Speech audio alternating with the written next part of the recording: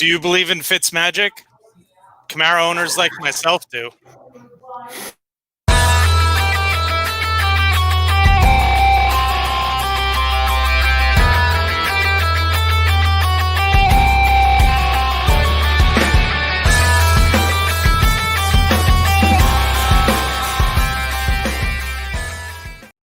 All right, welcome into a Week 16 Fantasy Football Championship Week edition of BSP Sunday Morning Fantasy.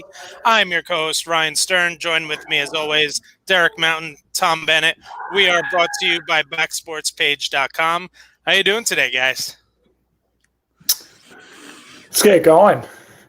I was feeling better when it was just Jeff Wilson, but now Myles Gaskins made me sad. We'll quickly wrap up what happened on Friday and yesterday, and then in a few minutes we're going to be joined by Jared Zero from backsportspage.com. He is in the championship of the Backsports Page League. Get to see what he's looking at right now. He's got a small lead over Adam Teich. And but Adam's got a bunch of good players going today, so it should be real interesting in the BSP championships. I know in the championship that I made, one of my 6 leagues I'm in, was able to make championship in one, semifinals in 2 others. I had Alvin Kamara go, and it was a league that offers bonuses for long plays, long touchdowns, and 100-yard games. So Alvin Kamara gave me a sweet 69-point start on Friday night. Okay. That's a nice lead.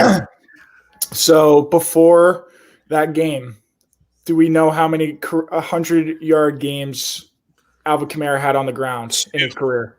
2, Two right? or 3. That was the third.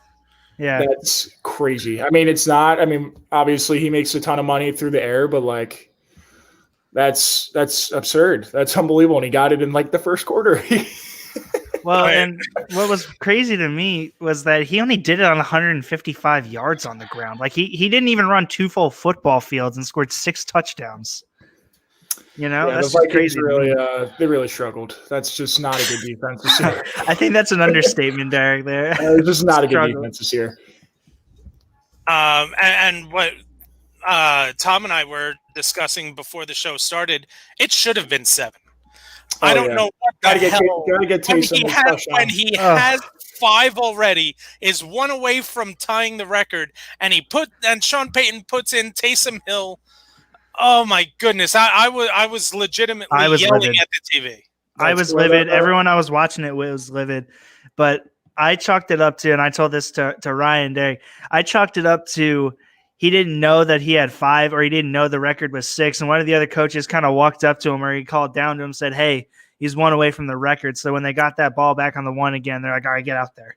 I also just think that's what $21 million does to Taysom Hill and his value on that team. Said that too. I said I didn't care about the money. I don't care about Taysom Hill. Alvin Kamara is going to be making way more than Taysom Hill is in the future. Get him the record so he's happy here. No other justification. It's crazy, his usage. And then we had some studs put up big games yesterday. Look at what Tom Brady was able to do in only playing 1 half of football. He didn't even play the second half. I stopped watching. No. My mom was watching the game with me. She's like, "Hey, I'm gonna put on Harry Potter. Are you good with that?" I'm like, "Yeah, it's like 40-0." The first play of the second half, the first offensive snap of the second half for Tampa was Blaine Gabbert throwing a touchdown to Rob Gronkowski. That's amazing. Love that. And I'm sorry, I know that they brought it up many times. How do you leave 87 that wide open? I mean, that was the easiest touchdown pass Rob Gronkowski has ever caught in his career. And that says a lot because he was getting them from Brady in New England. I actually am super glad. I was talking with my dad. I'm like, Dad, I need to play a defense. I'm in my championship game versus my brother, so there are added stakes here than just the money. And he's like, hey, so you need a defense. I don't know who to cut because I was like, do I cut Giovanni Bernard after the week last week or do I cut Tua? And we're in a keeper league there. He's a 15th rounder. I'm like, you know what? I'm cutting Jamison Crowder.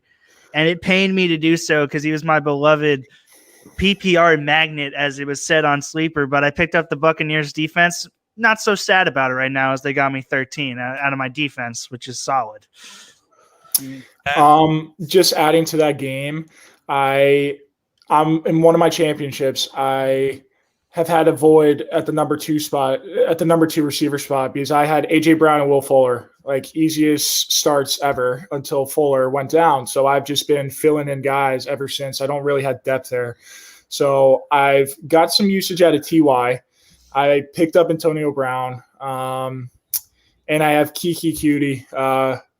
The strength of the team is pretty much everywhere else. So I decided to go with AB yesterday. And I am just freaking out like, oh my God, it's 40-0 right now, whatever. And he has one catch for -2 yards. Like his day's over. They're going to bench him or whatever. They're going to throw Blaine Gabbert any second. Like this is awful. And I had TY on my bench. I actually picked up Emmanuel Sanders from last week too. And he had 13.5 PPR on Christmas. So I'm just like kicking myself. Like, why would I do that? Why would I do that to myself? They have a million options. Saves himself with the touchdown. He got 13.5 PPR points, which one drive. He had 3 catches for 40 yards and a touchdown. Saved his game. So hey, we have weapons. I feel pretty good about where I'm at because that was by far the biggest hole on that team. So I got Derrick Henry tonight in that league, so I feel pretty good. And one person that is that should definitely be feeling good is former co-host of mine with the Zero Tech podcast, and now one of the co-hosts of the Trifecta Backsports page, Do It All, Jared Zero. Good morning, Jared. Good to see you, buddy. Good morning, guys. Thanks. How you guys been? It's been a pretty relaxing morning over here. Slightly freaking out last night because my opponent in the BSP League Finals has Myles Gaskin, and that dude ran all over my face. So it's okay, man. I'm playing against him too. It's not a happy day. So you had some pretty good performances from your 2 Vikings the other day with Thielen and Dalvin Cook. The most important part of what your lineup is going to be based upon, we're not going to know until tomorrow night because you've got the deadly Josh Allen and Stephon Diggs stack. That's the stack that Tom has literally just been goo-goo gagaing the entire season, and you get to watch him against your beloved Patriots.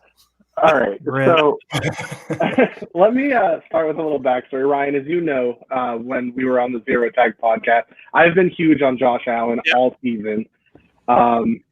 And I took him in 3 different leagues this year. I was like, this kid is going to have a phenomenal year, and everyone was doubting me. And so I was really happy when I took him. And honestly, again, we can go back to what I've been talking about. I kind of expected the Patriots season to have a similar feel to what they've been doing. So to watch Josh Allen and Stephon Diggs, especially with Stephon Gilmore being out for the Patriots defense, I think that's going to be an amazing combo. And if I have to sacrifice a loss for the Patriots for me to win in fantasy, I'm okay with that. And I know you have one guy in your flex that I am absolutely in love with this week, and that's Corey Davis. We've got the matchup against Green Bay, and I'm expecting Jair Alexander to see a lot of A.J. Brown on the other side, and I think it's going to leave. We know that Tennessee is going to have to throw a lot this week, and I love me some Corey Davis this week. So tell me your thoughts about what you're expecting from him. So the thing about Corey Davis is I never know what to expect from him, right? I've had him pretty much all season. He's been on and off my bench for a handful of games, and the games that I have had him on my bench is usually when he performs the best, and then I'll throw him in, and then he'll have a 15, 16, 17-point game, and I'm like, okay, like I need to stay consistent with playing him because a lot of times I'll try out someone different, and especially Malcolm Brown at the beginning of the year, he wasn't doing too great later on, so I figured I'm going to stick with Corey Davis. I mean, he's been pretty reliable. He's been seeing the targets, he's been getting the catches. He's had a couple of like underperforming games, but that's not necessarily his fault. That's kind of how the game flowed. So, assuming the game flows how we expect it to, I'm assuming he's going to have a pretty big game.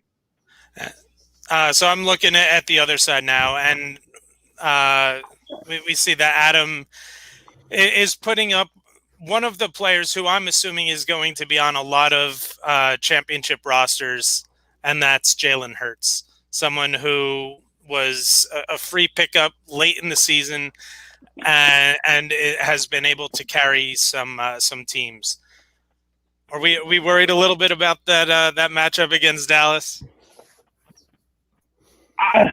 A little bit. Dallas is really trying to make a push here, and so I think they're going to come out with everything they can.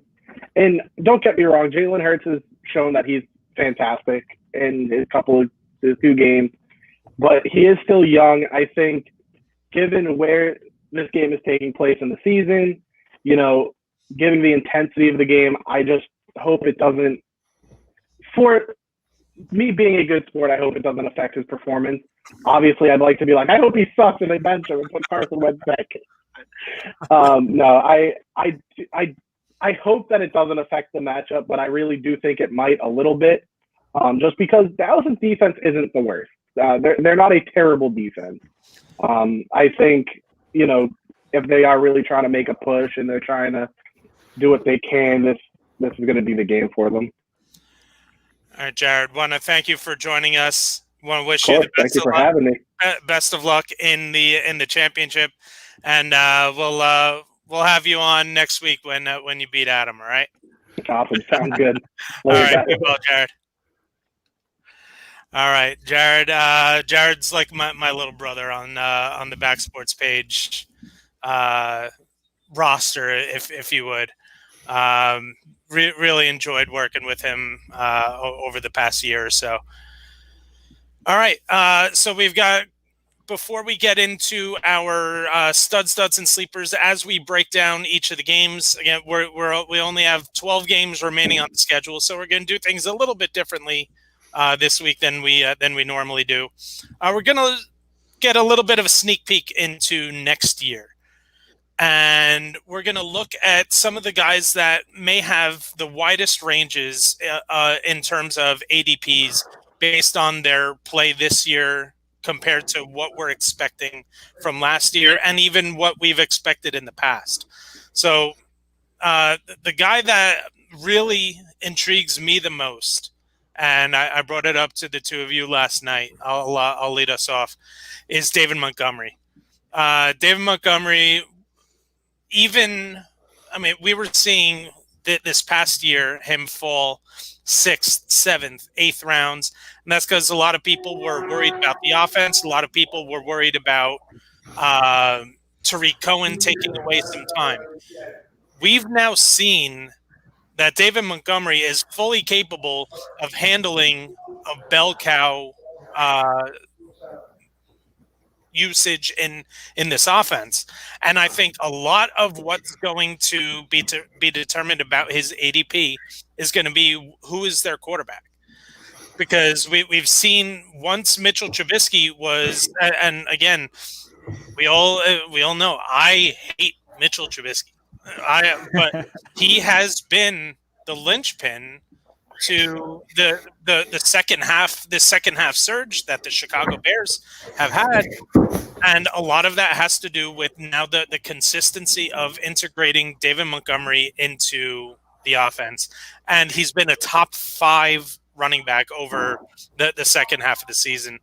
and I'm not expecting him to go in the top 5, but are fantasy owners going to be willing to pay a second round price, which is right in line with where I think he may be slotted in rankings next year?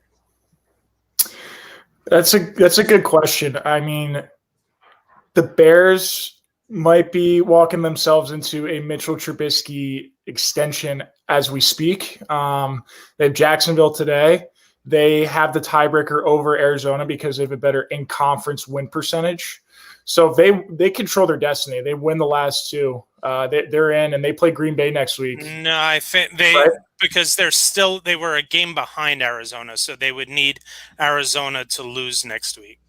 Yeah, but aren't they both? If they win, they're both going to be 8-7, and then Chicago would get the 7 over them because they have the better NFC win percentage. No, yeah, isn't Arizona 9-6? They lost yesterday. They lost last, so then they're 9-7 now. That's right.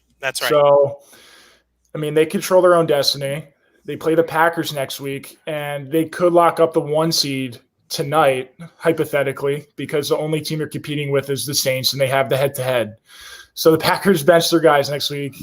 They fall into the 7 seed, and Trubisky's their guy. Nagy's coming back. I don't know if that's what Bears should want, but that might be better for David Montgomery because the last 4 weeks have really helped him. And ever since Bill Lazor took over play calling, the offense has just looked a lot better. It's a lot more wide zone stuff. It's a lot easier for Mitchell Trubisky in terms of reading the field. But I mean, it's benefited the entire offense. I don't think it's been against the best competition, but hey, it's working. I think it's also really interesting with Montgomery. You said he was slipping to the 7th, 8th round or so. In all the leagues that I was in, he was going in the 3rd or the 4th round. So I only see him going up from there. So it's interesting. You said the range of 8 and 9 or whatever. But I saw him a couple times fall into the 6-7 round range. I got him in one league, I think, in the 7th round, and he was my 4th running back on that team. And I traded him right away. I didn't like what I saw, and I got him for CeeDee Lamb in the first couple weeks of the year. And I thought I made out like a bandit in that trade, and now David Montgomery is looking like a league winner here over the backstretch of the season. So he looks like a completely different running back to me because in the beginning of the year, it was a little uninspiring, to be honest. So in the one league that I have David Montgomery in, I got him in the 6th round, and that was a 16-team league. So you average that out from a 12-team league, and that's late 7, early 8. So, yep. All right. So Derek, who's top guy on your list? I will. I'll flip the script a little bit because of what Kamara just did. I mean, he's making an argument for the first pick of the draft next year. I think it's going to be between him and McCaffrey, but we have to worry about him if there's no Drew Brees, which I think that's going to be the case. Yep. We have seen what that looks like with Taysom Hill back there. It is not pretty. It is not worth a first-round pick. It is certainly not worth a top 2 pick. But when he does get the ball, when he is the focal point of that offense, especially in the passing game, it's electric. It's tough to know, but I would like to know the composition of most championship teams. I think the 2 most common guys are going to be Kamara and Kelsey. There's going to be a lot of James Robinson, a lot of Montgomery, a lot of Hurts, those guys, like the lower end guys. But I think the 2 biggest staples are going to be those guys. And you're going to have to pay a heavy price for Kamara next year. If there's no Drew Brees, I am worried about him. So now, one second. What if it's Jameis Winston? That's what I was going to ask. Yeah, I think if Jameis Winston is the guy, I'd feel comfortable taking him at number 1. Even though I'd probably still prefer McCaffrey, but I'd be okay with going Kamara.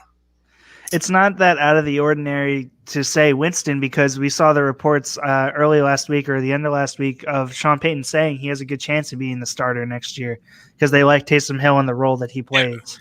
And Sean Payton lied to our faces saying that Drew Brees was not on track to playing against the Chiefs, and then he played, and they knew that on Monday of that week. So I don't believe a word that guy says. That's fair. Yeah, and especially because Jameis Winston technically isn't under contract for next season for He's New a rental. Orleans. Right. Yeah. But to me, it actually makes the most sense because he did have he was able to gain a full year under the system, and I don't care what anybody says. Taysom Hill is not a starting quarterback in the NFL. He just isn't. No. He's a Jameis, gimmick. he was a really good 4-week gimmick fill-in. He's not a 16-game starter in the NFL. No, Jameis the Eagles game showed like he can't mount a comeback. It's impossible the way he plays. He had 2 design runs that game. Like he has to be ahead. It has to be a close game. I mean, he had advantageous scripts towards him. He did not play the best defenses. He played the Falcons twice over an entire season. I think coaches and defenses would figure him out immediately. Tom, who's first guy on your list? I'm really surprised that you guys didn't bring him up early. I got Deshaun Watson at the top of my list here. So many things can happen to Deshaun Watson in this offseason, whether it's obviously there's going to be a new head coach, and we've seen what he's done under oh my gosh, I'm blanking on his name. Romeo. Yeah. We've seen what he's done under Romeo. He's looking like that guy that we saw his rookie year before he got hurt, where he had like 17 touchdown passes in 7 games or something like that. But not only that, but he could also be going to a new team. I don't want to say that with all confidence. I know the Texans aren't going to trade him or anything, but if he doesn't get weapons around him, he could demand a trade and demand out. Yeah, but the dead cap hit is $67 million. He's not going anywhere. He's the only piece of value. Yeah, but they would still have to pay the first year's dead cap hit. Oof. Well, either way, there's so many options that could happen, or not options. There's so many scenarios that could happen for Deshaun Watson. Whether it skyrockets him up everyone's board, and I know he was still like the 8th or 9th quarterback taken in a lot of leagues. At least that's where I had seen him go. But he could either skyrocket to the top 3 again, or if they don't get him any help, or they get a coach that's super run heavy like Kyle Shanahan, I could see his stock even falling. So I think he's one of the guys with the most swing in his ADP for next year. So, all right, let's put this out here right now. So if we're assuming things remain somewhat similar, because we can't tell the future, but we're going to assume Will Fuller comes back healthy. Brandon Cooks is back. We know that they're going to have a different option in the running game. It's the end for David Johnson. David Johnson is now he's just a glorified scat back. He can't handle running the ball. They're going to have a different running back. And they could even possibly bring in, I think one of the bigger needs for them is a tight end. They need somebody who can do something out of that position. But knowing what we know now, obviously we're not taking him ahead of Mahomes, Kyler, Aaron Rodgers, and probably even Lamar Jackson. Josh Allen. Next year, are you taking Watson over Josh Allen? Yeah. No, I'm taking Josh Allen. No chance. Russell Wilson. I would take Deshaun. Justin Herbert. It's contingent, but I also think they're going to get a big time offensive coach like Bieniemy. Yeah. Just because of Deshaun Watson. And I think that only helps him because he is dealing with Romeo Crennel and Tom Smith as their offensive coordinator. That's going to be an upgrade for them. You said Herbert. What about Justin Herbert? I'd probably go with Deshaun, but I'd still go with Deshaun there. I love Herbert, but not for the price if those two are going next to each other in the 5th, 6th round. They also won't have Anthony Lynn next year. I'd like to see who their coach is. Yep, me too. That could only help them too. Last one. What if he remains the quarterback? Jalen Hurts. Oh man. He's gonna still be the quarterback. Come on now. Oh man. I would have to still go Deshaun. Yeah. Only, too many question only marks. if Peterson is still calling plays there. Too many question marks. Yeah, I mean, not a large enough sample size. Philly is a volatile fantasy landing spot next year. Yeah. All right. So next guy I'm going to bring up is Michael Thomas. And Michael Thomas is somebody that we saw go off the board anywhere from 5 to 7, maybe 8. And this is going to be another one where we're going to look ahead to next year. And obviously, we're not. And the big thing is going to be who's going to be his quarterback. Because if they bring in a rookie, if it's not a Jameis Winston, if it's someone like, what if it is Taysom Hill? Might help him. He loves Michael Thomas. Yeah, it's because it's not a far very throw. good. He's not very good, but he feeds him. So next year we're not taking him ahead of Devontae Adams. I think Devontae Adams should probably be wide receiver 1 in drafts next year. More than likely. It'll either be him or Taysom Hill. So we're not drafting Thomas ahead of Taysom Hill. DeAndre Hopkins. No, I'm taking D-Hop. D-Hop. Calvin Ridley. I mean, Calvin Ridley. Ridley. Stephon Diggs. Stephon Diggs. I think Thomas is going to fall. What about Allen Robinson? If Mitchell Trubisky is the quarterback there, we know the connection that Allen Robinson has with Trubisky. But he's also a free agent. Yeah. Yes. So, all right. So let's assume. Right. And there's nobody who's been pounding the table more for Allen Robinson, getting Allen Robinson a trustworthy quarterback more than I have. But what if he is back with Chicago and he has Mitchell Trubisky who just funnels him the ball? Are you taking Allen Robinson or Michael Thomas? It depends on how I drafted already. It depends on if I have some solid guys and I need some upside. I'll take Thomas. Here's another name: DK Metcalf. Oh, again, it depends on how I draft. All right, I would. I was still thinking about it. I'll go Michael Thomas just because even if Trubisky comes back, they're still gonna do the flip flop thing with Foles and if Nagy are there. That's just not a stable position at all.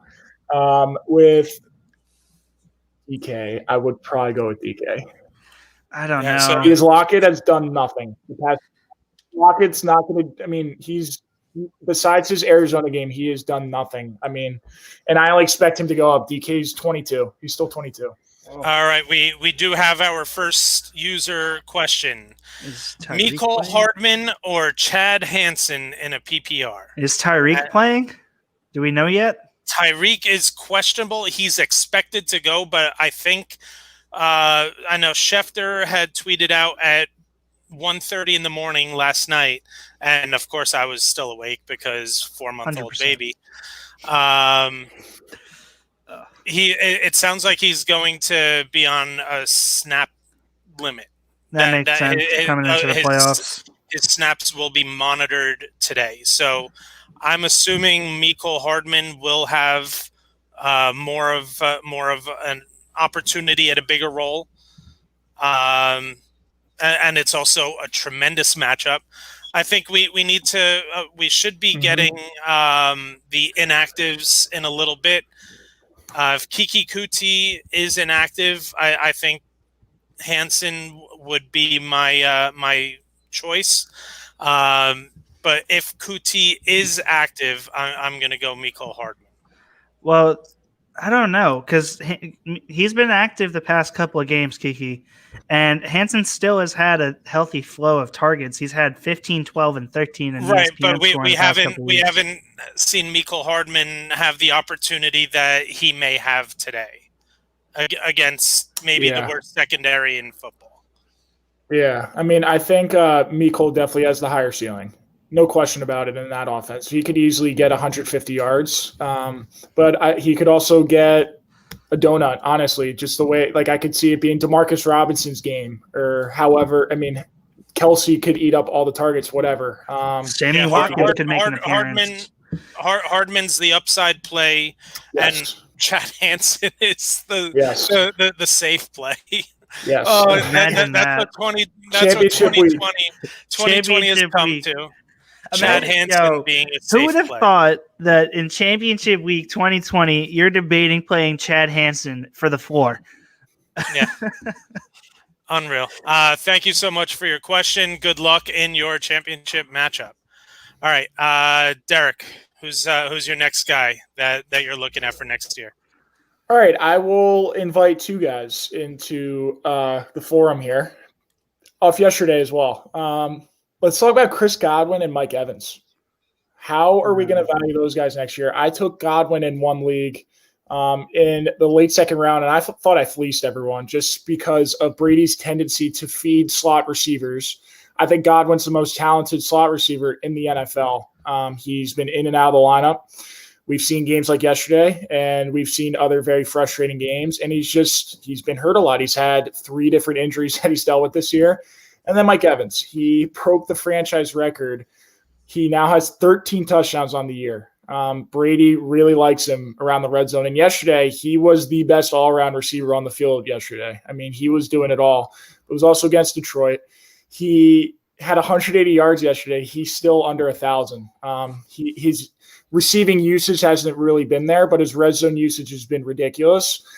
I don't know if that's sustainable. I don't really love going after guys who have just feasted on touchdowns one year and then to expect the same kind of output the next year. So I'm curious to see where they're drafted because I think it's going to cost a second rounder for both of them next year in PPR leagues. Yeah, and the most amazing thing was we're hearing the stat, I know, during the game yesterday, and Mike Evans just absolutely went off. And Mike Evans broke the record for most touchdowns in a season by a Buccaneers receiver, and he doesn't even have 1,000 yards. He has 13 touchdowns, and he doesn't even have 1,000 yards because we look at how many times early in the season did he have 1 catch for 2 yards and a touchdown, Yep. 2 catches for 4 yards and 2 touchdowns. Definition of touchdown dependent. Yeah, so I mean, he looked really good yesterday, though, but he's always hurt.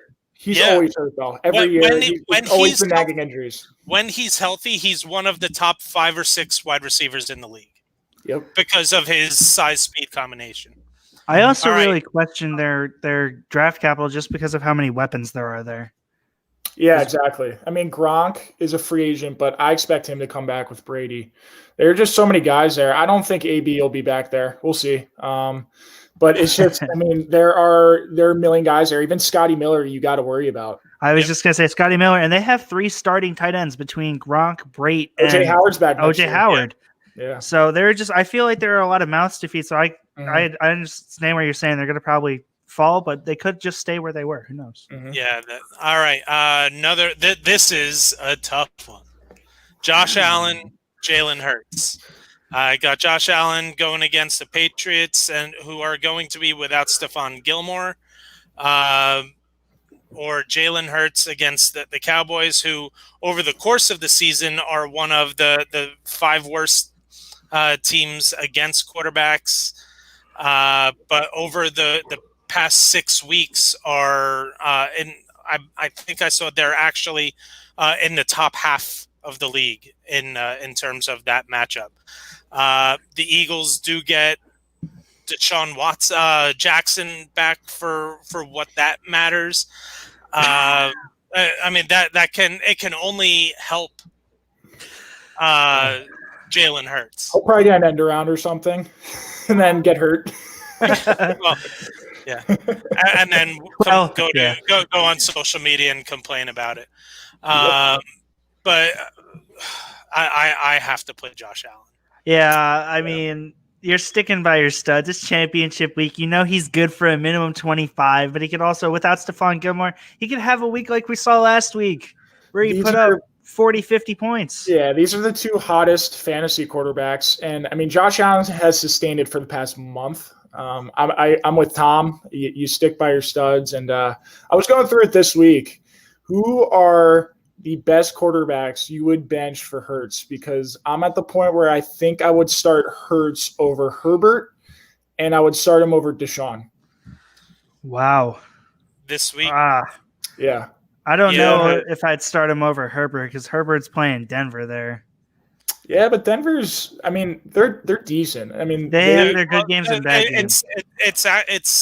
They're Josh Allen lit them up last week. They're 23rd against the and they have no Boye is obviously a big deal. I mean, they looked awful last week. So, I mean, maybe you're right, Tom. That's true.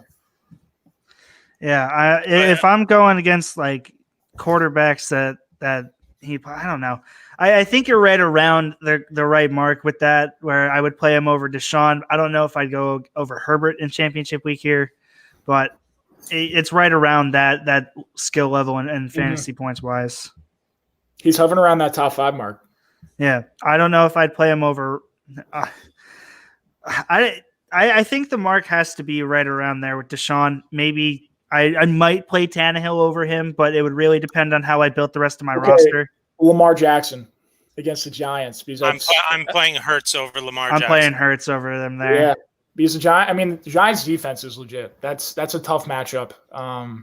And I look at that game. It's the only output I'm getting from Lamar is on the ground because I do not think that's the optimal matchup through the air at all.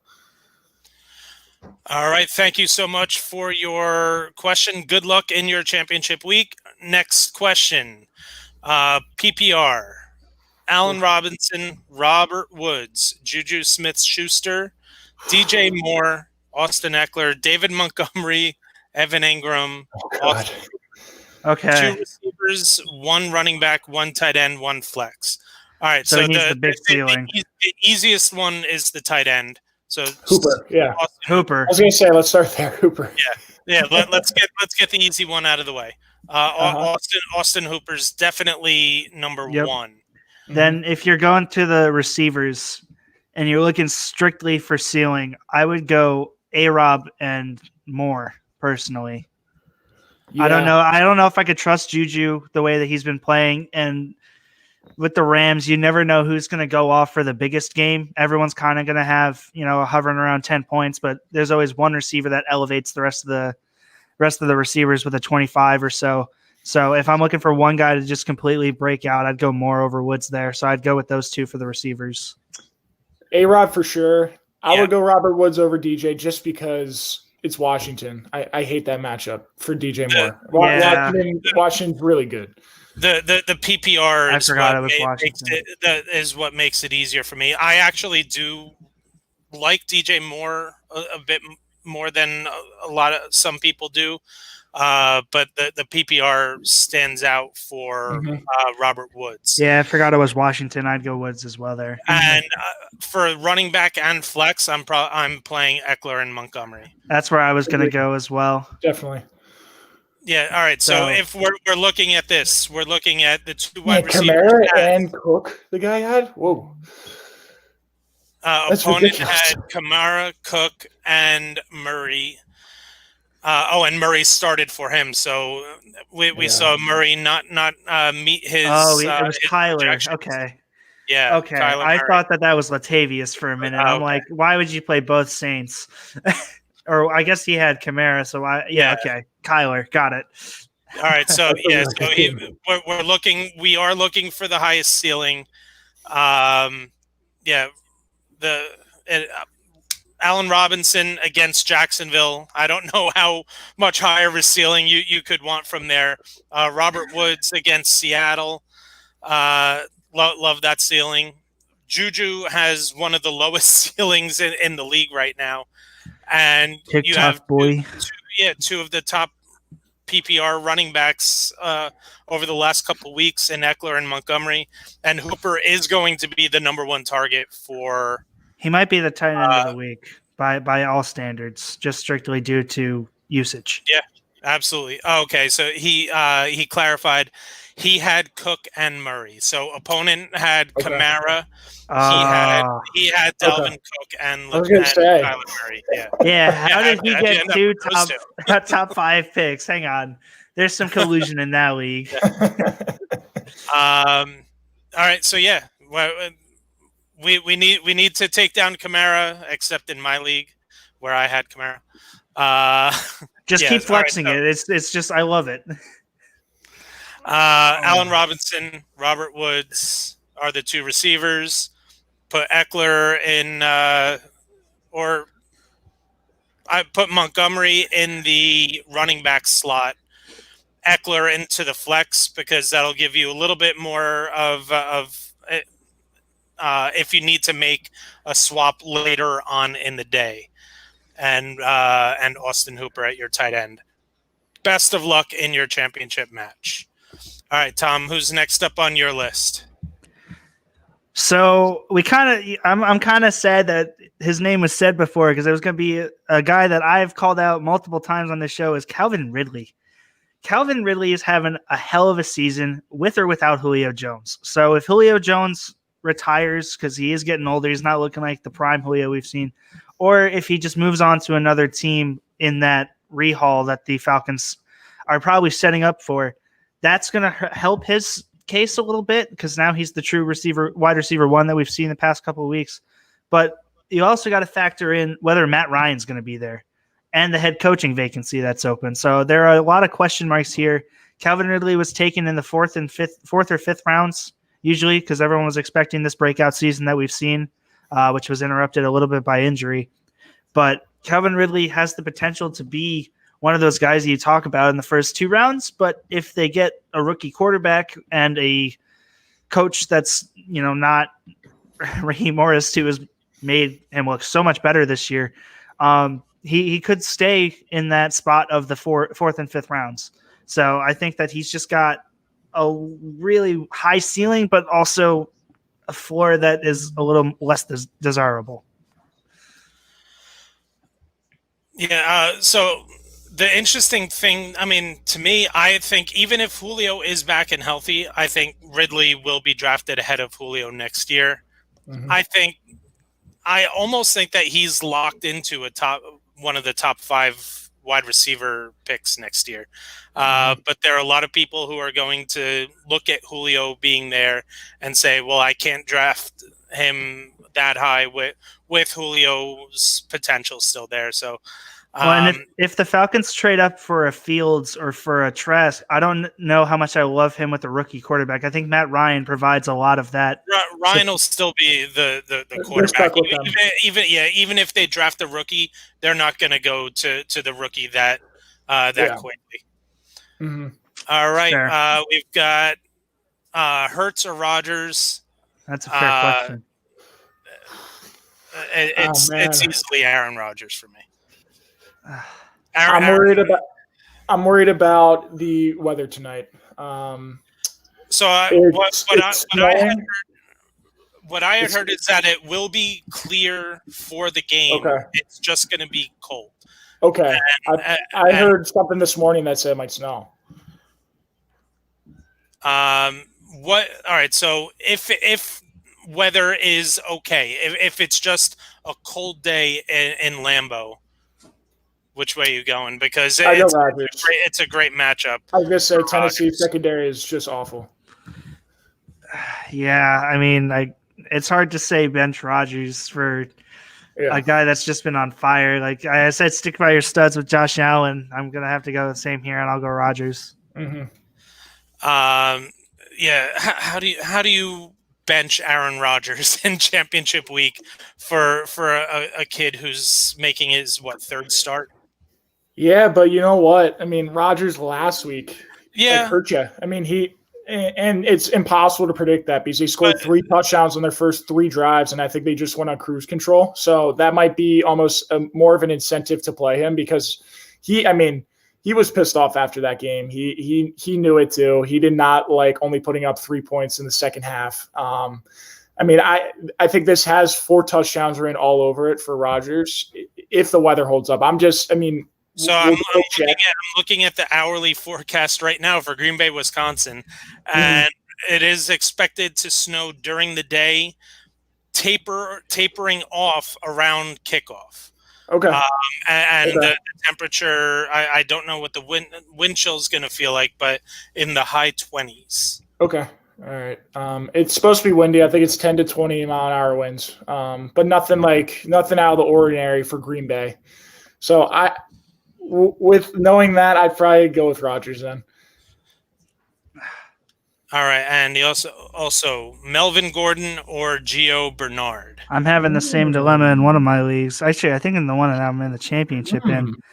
I went Melvin Gordon versus the Chargers over Giovanni Bernard versus Houston, even though Houston's a much worse run defense. Yeah. I think Melvin Gordon is going to get a lot more opportunity. We saw him last week with 21 fantasy points on 61 yards with 2 touchdowns and another 20 receiving yards. Philip Lindsay's kind of out of the equation there. I don't really see him being. He is out of the equation. They just put him on IR. Oh, really? Yeah. Well, so now I think that he's going to get a lot more volume. You know, they were running the hot hand last week versus the Steelers, which, by the way, how do we not even mention the Steelers going down there to the Bengals? Holy cow. But they were running the hot hand there a little bit. They might run it again. I just don't see a scenario where Giovanni Bernard's going to be the guy all game like he was last week, because I think Houston does have the ability to put up points. So they're gonna try and use Ryan Finley to throw the ball if that's even possible. So I went Gordon in my league in this dilemma. What have we heard if it's definitely going to be Finley or is it's a game time decision? Yeah. So I think Brandon Allen did practice this week. He was a limited participant, and Zach Taylor is withheld who he's starting for competitive purposes. Like Houston cares. It's not like it's a good defense, but like it's not going to make a difference. Both quarterbacks can't play.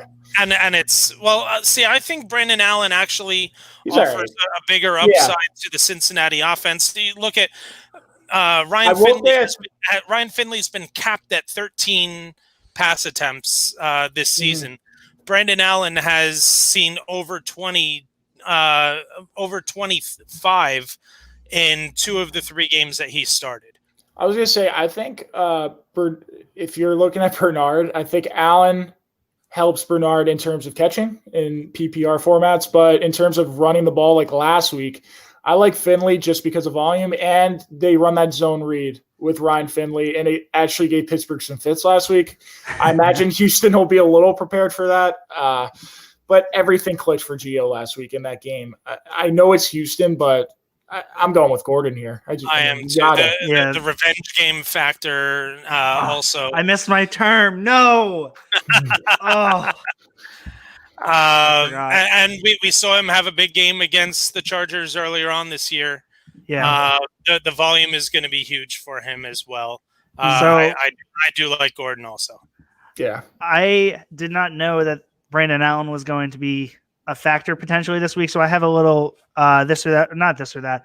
Stardom sit of my own. I currently have AJ Brown as my wide receiver 1, and I was playing Jamison Crowder because I don't feel comfortable with Robbie Anderson versus Washington. I think Teddy's going to get a lot of pressure from that defensive line, so I was playing Crowder, but I also have T. Higgins on my bench. If Brandon Allen plays, do I go with Higgins they're both going to get volume. I don't know if we'll know until we see the first drive. I don't think Taylor, we literally will not know who's starting until that first drive happens. I think that's what Taylor was implying in his press conference. So I would just rule out T. Higgins. I would not take that leap. And it's not even like with Brandon Allen, Higgins was that appetizing to begin with. I think his value went down once Burrow went down. Yeah. I have him on my roster strictly for a keeper potential. Yeah, exactly. Yeah, I mean he's a stud. It's just it was a tough situation for him at the end of the year. I would probably go with Robbie. I mean, I know it's a with bad that matchup. Washington.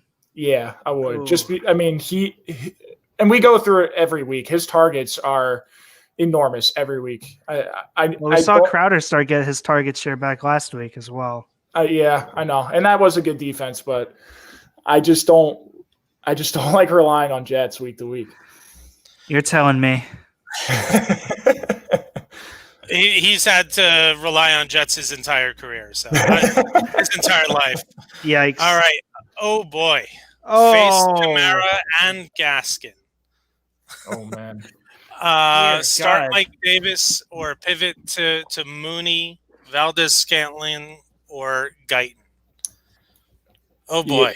So we were just talking about this Washington defense. They've been, homie. I'm so sorry for your loss. That was a tough one.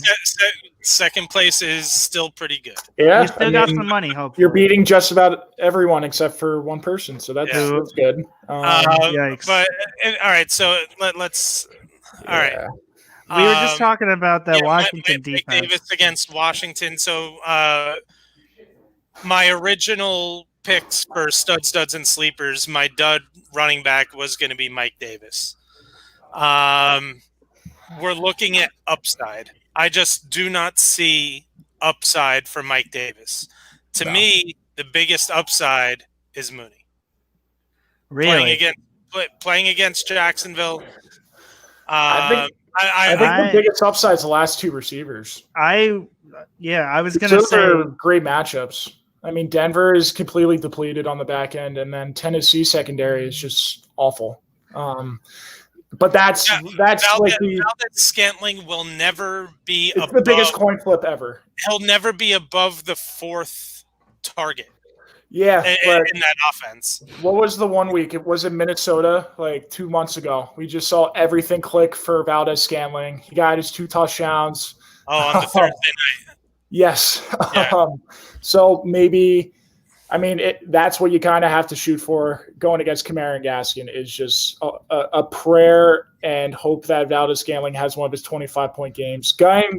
He's a lesser version of MVS for me. None of these are great, to be honest. It does sound like Keenan Allen is not going to go for the Chargers. So if Keenan Allen does not go, I like Tyron Johnson. Tyron Johnson. He's available.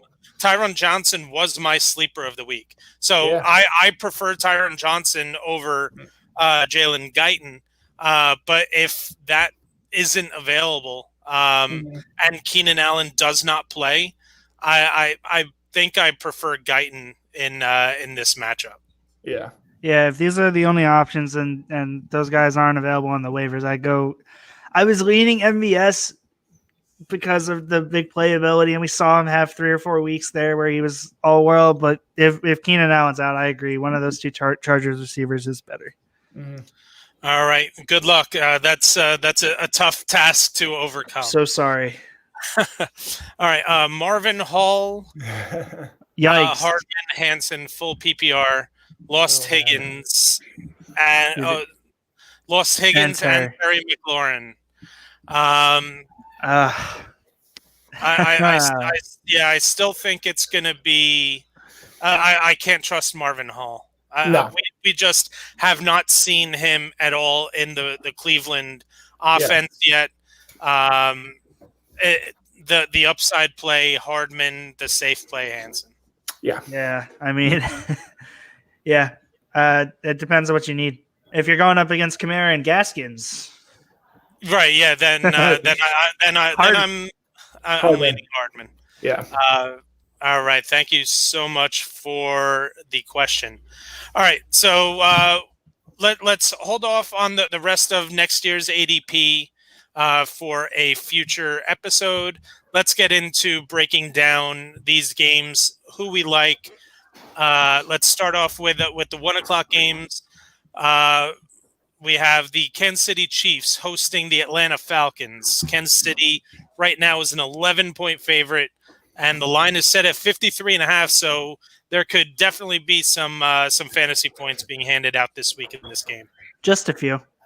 Yeah, this could sneaky be a very fun game. Kansas City has won their last 6, but they haven't covered in any of those games. One score. It's been a 1-score game in each of their last 6 wins. Even last week, it was a 3.5-point spread, and what we thought was going to be Taysom Hill in the beginning of the week, and it wasn't, and it was Drew Brees, and they didn't even play well. Kansas City possessed the ball for 41 minutes.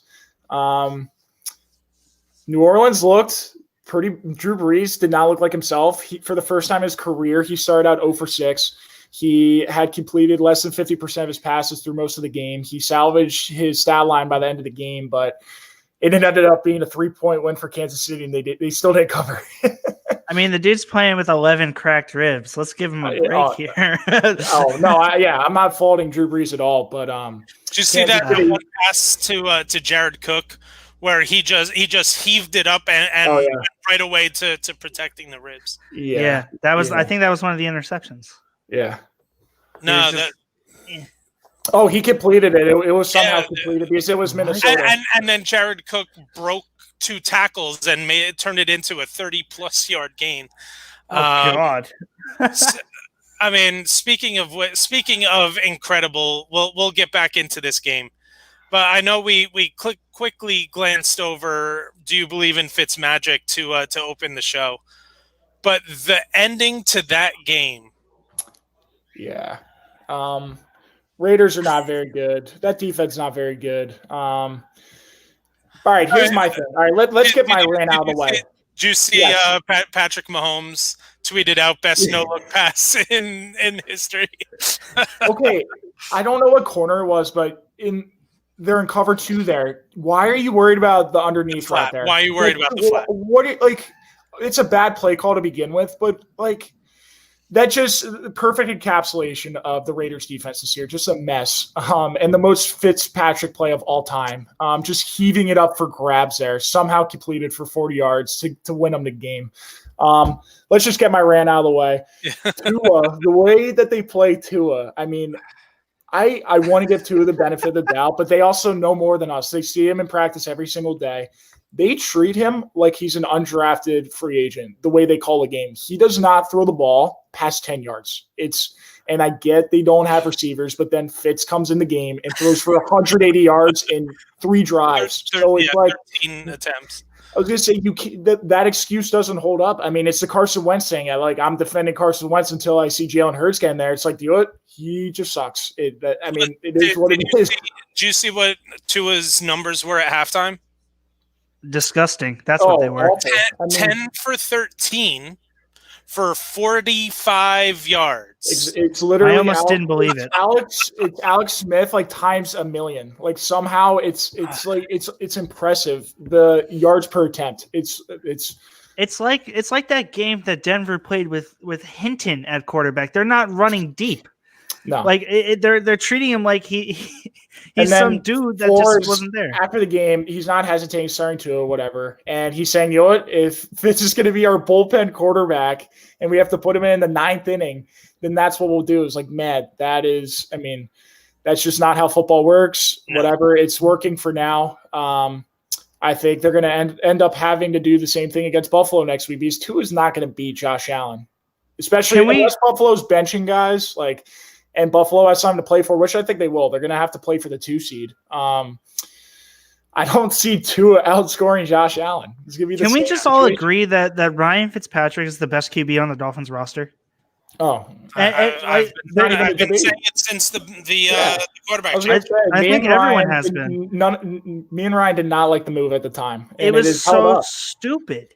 The dude is out there balling, and you're just like, nah. We're going to throw in the Tua. Then just bring you in relief for 7 or 8 games down the road. Flores has to either say, I'm playing Tua, which I commended, where it's all right, I'm just going to play my rookie and whatever happens, happens. But now he's taking away valuable playing experience. Like yesterday, where it's let him fight through the adversity. You weren't really supposed to be in the playoff hunt anyway. And now they're doing the in-between thing where they're kind of stunning his growth and his confidence, where they're taking him out of these pressure situations because they want to make the playoffs. It's you got to do one or the other. You either got to play your best quarterback and make the playoffs, or you got to roll with Tua and roll with the punches. And let him learn how to do a comeback drive. He has not had a comeback drive all season.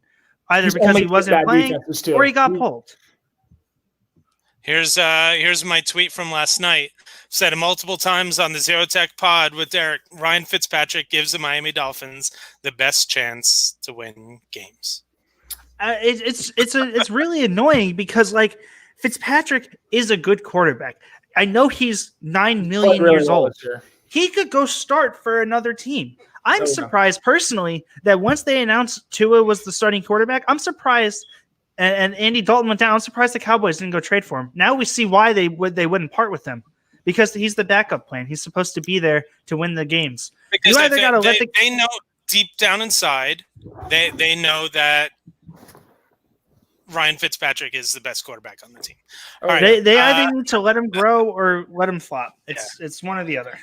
All right, back to Falcons Chiefs. Obviously, you're starting Mahomes. Mm-hmm. What do we?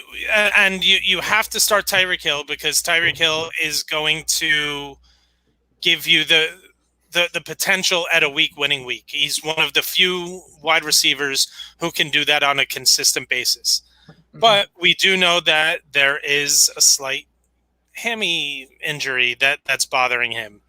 And it looks like that there's going to be a monitored snap count for Tyreek Hill. So what does this do for the rest of your lineup? If you're looking to fill in spots around Tyreek Hill, are you looking for now a safer play, or are you looking for even another upside play because you're not sure what you're going to get out of Hill? So I have a guy that I'm really high on, and the guy that has been picked up all over the place. I would rather play Le'Veon Bell in this game.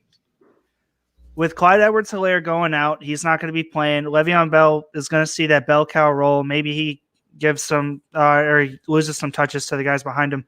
With Tyreek out, I think that just means that it's going to be a lot more a lot more Le'Veon Bell, whether it's on the ground or they're going to run screen passes to let him do the big plays. I know he was the hottest pickup of the week, but I would really like. I think if you're looking for a flex or an RB2 going into the championship weekend because you were playing a Kamara or a Gaskins, and you're looking for an upside guy, Le'Veon Bell is that guy. I will go to the other side of the ball, the other team in this matchup. If you're looking for another high upside play, I like Russell Gage. I mean, ever since Julio has been hampered with injuries, it hasn't been Hayden Hurst. It's been Russell Gage as the second option to complement Calvin Ridley. Past 3 weeks, he's gone 4 catches, 51 yards and a touchdown, 5 catches for 82 yards, and 5 catches, 68 yards and a touchdown last week. So, the volume's going to be there. I think the big playability is there. And especially in this game, Kansas City blitzes a ton of man coverage. So Gage is going to have nice matchups in the slot. So I feel comfortable starting him today. They're going to have to throw a ton with Matt Ryan. Agreed. All right. Next game we will look at is the New York Giants heading down the Jersey Turnpike, down I-95 into Baltimore to take on the Ravens. Right now, the Ravens are 9.5-point favorites. The over/under is set at 43.5. Daniel Jones is going to be playing today, and from what it sounds like from Joe Judge is that they really were looking at how Daniel Jones was able to come back the day after a grueling practice, and he said that there were 0 setbacks. Does Daniel Jones open up the opportunity for any Giants to be played in this game? I think Gallman is – last week was the first time we really saw him kind of decline since his recent tear. But that can also be attributed to Colt McCoy. Yep. I feel comfortable going with Gallman. I don't think this Baltimore defense is nearly as scary as we once thought going into the season. So I like Gallman.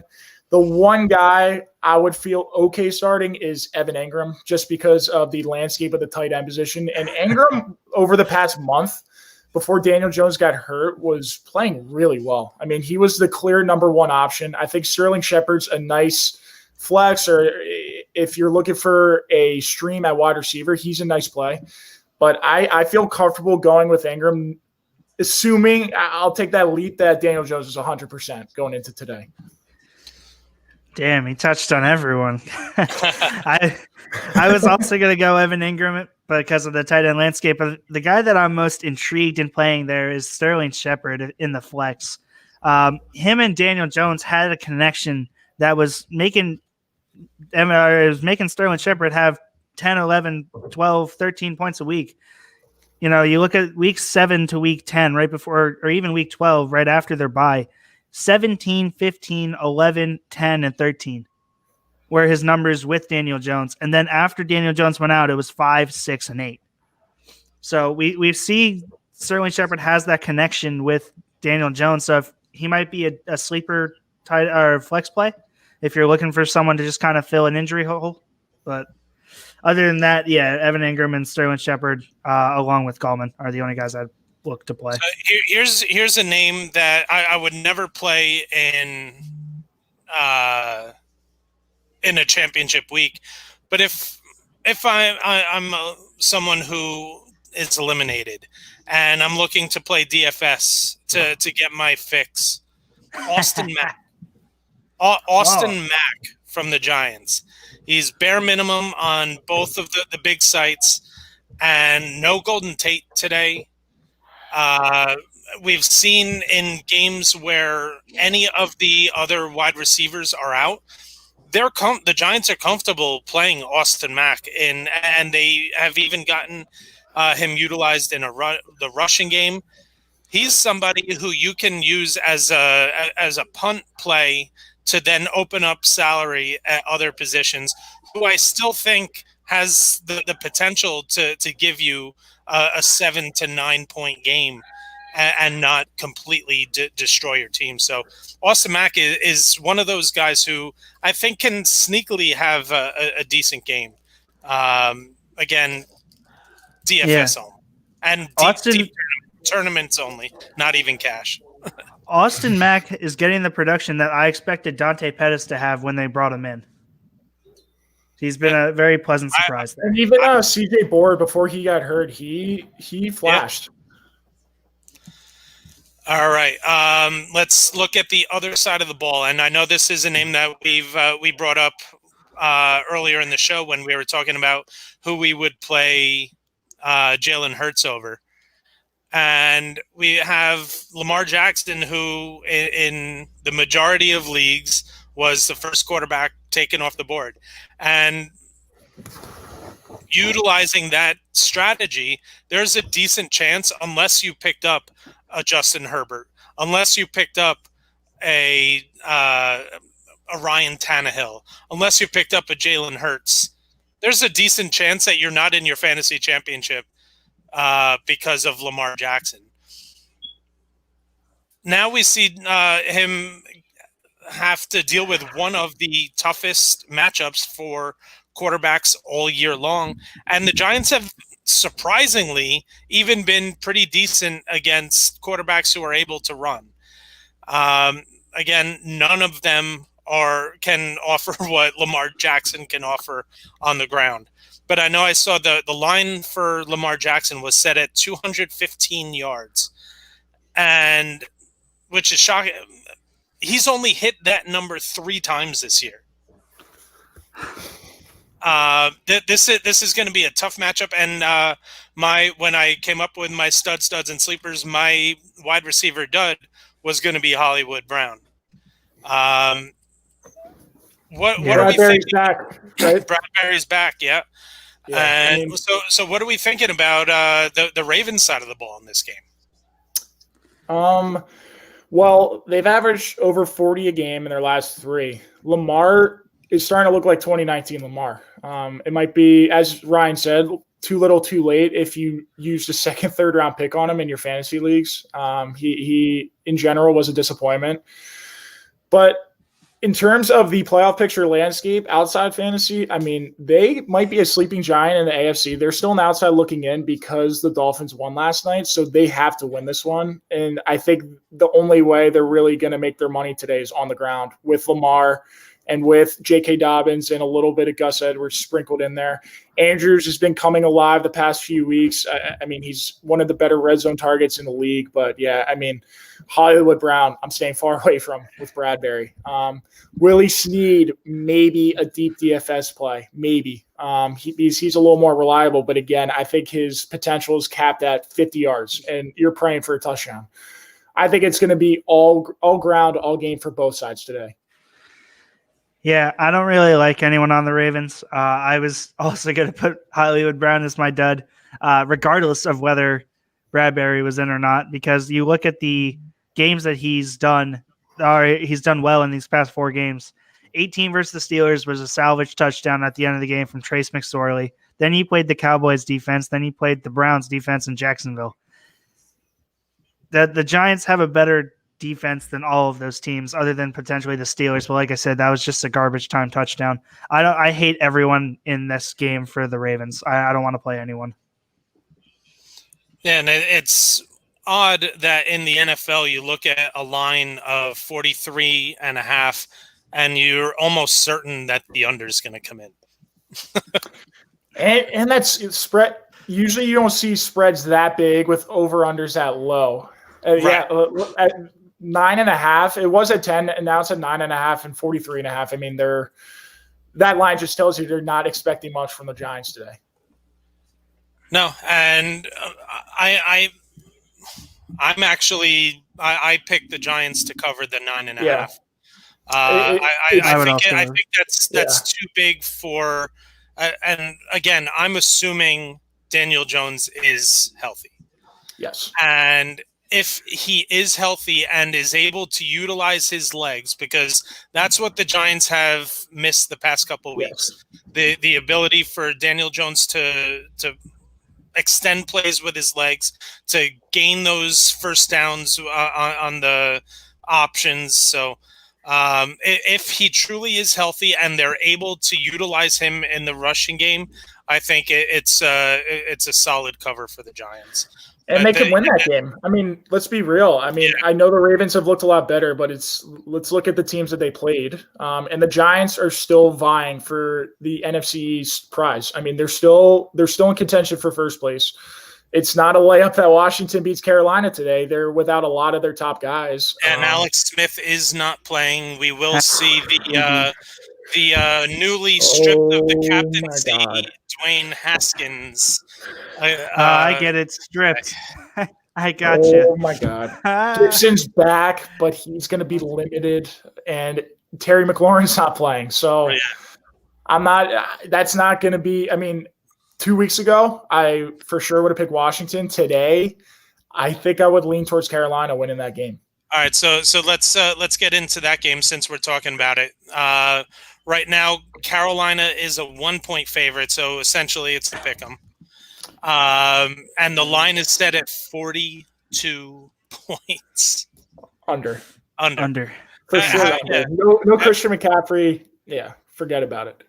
Well, and we've talked about a bunch of these guys from a fantasy perspective. We've talked about Mike Davis and how that defensive line on Washington is just a no-go. We talked about DJ Moore, Robbie Anderson a little bit. If Teddy's getting pressure, I don't. There's 2 players in this entire game I would even consider playing, and one on each side of the ball, and that's Logan Thomas and DJ Moore. Really, Yeah. You wouldn't even consider McKissick for PPR points? No, I wouldn't either. I don't because there's no Alex Smith. No Alex Smith. Fair enough. And also, what is J.D. McKissick with Dwayne Haskins? With in a close game, last week McKissick got 25. I was going to say, we don't know what Gibson's going to do today. Antonio Gibson is going to be included, and for some reason, they like Peyton Barber too, and he gets more carries than he should. He gets more carries in a game than he should be getting in an entire season. But yeah, I just don't think the volume is going to be there. Carolina, if they do win, it's not going to be by a lot. So it's not like Washington's going to be playing come from behind football where you need to feed McKissick. I would play him if I needed to, but I'm not excited about J.D. McKissick this week. That's So fair. I will give you a scenario right now. Ron Rivera, revenge week. Dwayne Haskins has a lot to prove. This is the biggest game of his career, just because of the media circus he brought this week, stripped of his captaincy. He is not going to be a part of Washington next year. I mean, I think he's going to get cut, and they're going to bring in another quarterback and keep Alex Smith if they want to have him compete or whatever, making the backup. We'll see. But there is a world where Ron Rivera locks up the NFC East. The Giants lose. Washington wins. Philly beats the Cowboys. So Washington's 2 wins ahead of everyone in the NFC East, and they are benching their starters in Week 17 at 7-8, and they have locked up the NFC East. They've locked up the 4 seed, and Rivera did it over his old team with Dwayne Haskins. There's a universe where that exists. It could happen today. I could see it. I still will pick Carolina to win this game just because of all the reasons we just talked about. But that story writes itself. That could very well happen, and Ron Rivera could invite himself in the Coach of the Year award if that happens today. No one from the NFC East deserves Coach of the Year. No one picked Washington to win the NFC East though this year, and no one really picked anyone to win the division. They're all just like, well, someone has to come out of the NFC East. Why not the Eagles or the Cowboys? And I think that's the reason why, if it is the Giants or the football team, I almost did it. I held it in. If it is Washington or the Giants, that either one of Judge or Rivera is going to get some votes, just because there was no discussion of either of those teams having a chance at winning the division. They're ahead of schedule. I mean, in terms of their rebuild. I mean, I think they've both done a great job, and they've maximized their rosters. And they're just, I mean, especially like Washington offensively, besides Gibson and Terry McLaurin, we've seen Logan Thomas come of late, but not very much talent there. Giants, I mean, we've seen the O-line improve a lot. That's been a huge problem for them for the past decade. Just stuff like that. I mean, I think it's similar to what the Dolphins were doing last year. We saw Flores kind of overachieve by the end of the year. All right, let's get back into these games. All right, this is another one we touched on a little bit earlier. We have the Houston Texans hosting the Cincinnati Bengals. The Texans are 7.5-point favorites, and the line is set at 46. I mean, this screams over to me. Yeah. What's the line at? Yeah, I agree. I mean, in terms of fantasy plays for Cincy, I think we are contingent on the QB decision, and we're probably not going to find out before kickoff. I do think like Brandon Allen does bring something to the table in terms of those receivers for a guy like T. Higgins or Tyler Boyd. But since we're probably not going to find out who's playing, I would stay far away from those guys. Right now, Sleeper gives projections. If you go over to the scores, you can see all the games, click on it, and it gives you all the players that are projected for points. And right now, Brandon Allen is the only quarterback that Cincinnati has projected for points. So it's not an official. Brandon Allen is active. And we have the ESPN beat reporter for the Cincinnati Bengals just tweeted out a couple minutes ago, Taylor hasn't announced it yet, but I expect it to be Brandon Allen. Yeah, so I guess it's nothing official yet that I've seen, so that just confirms it. But right now, it's looking like it's going to be Brandon Allen. That helps. I mean, I think those receivers become a little bit relevant then, because I mean, Houston's back end is awful. Yeah, we already talked about Gio Bernard being a flex option for today, but this now elevates T. Higgins and AJ Green into the flex discussion as well.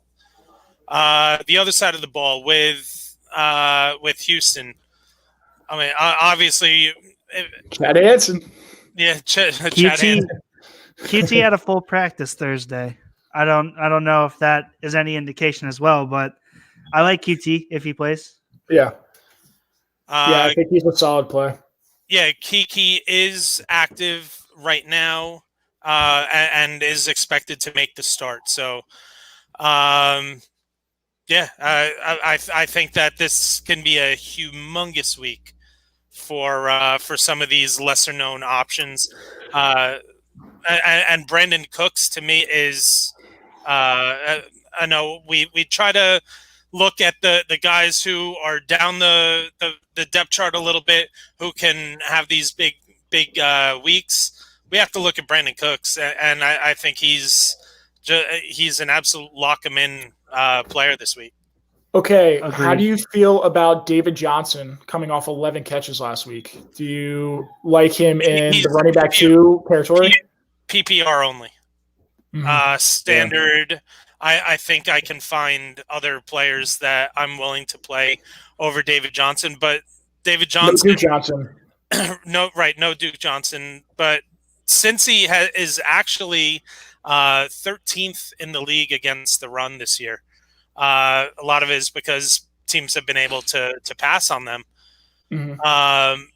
But we're just not seeing the Texans rely on handoffs at all. I mean, David Johnson has become James White. Yeah. They make Deshaun do literally everything. Yeah. Yeah. So Deshaun, I think, is what has to be, I think, a top 5 or 6 play today. You know what this game reminds me of? It reminds me of the game a year ago, 2 years ago, between Washington and Miami, and it was being advertised as the Tank Bowl. That's what this game reminds me of. This game's for the 3rd pick. Oh, wait. Houston traded that pick to Miami. Yeah.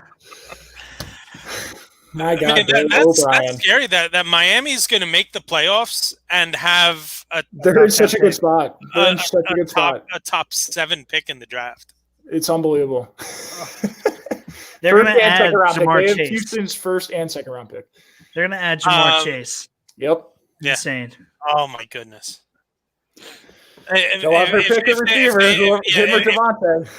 If they end up with one of those, so if they end up with, I think they'll go with one of the Alabama guys, because they're going to want to get the comfort level for Tua. So it can easily be Waddle or Smith in Miami.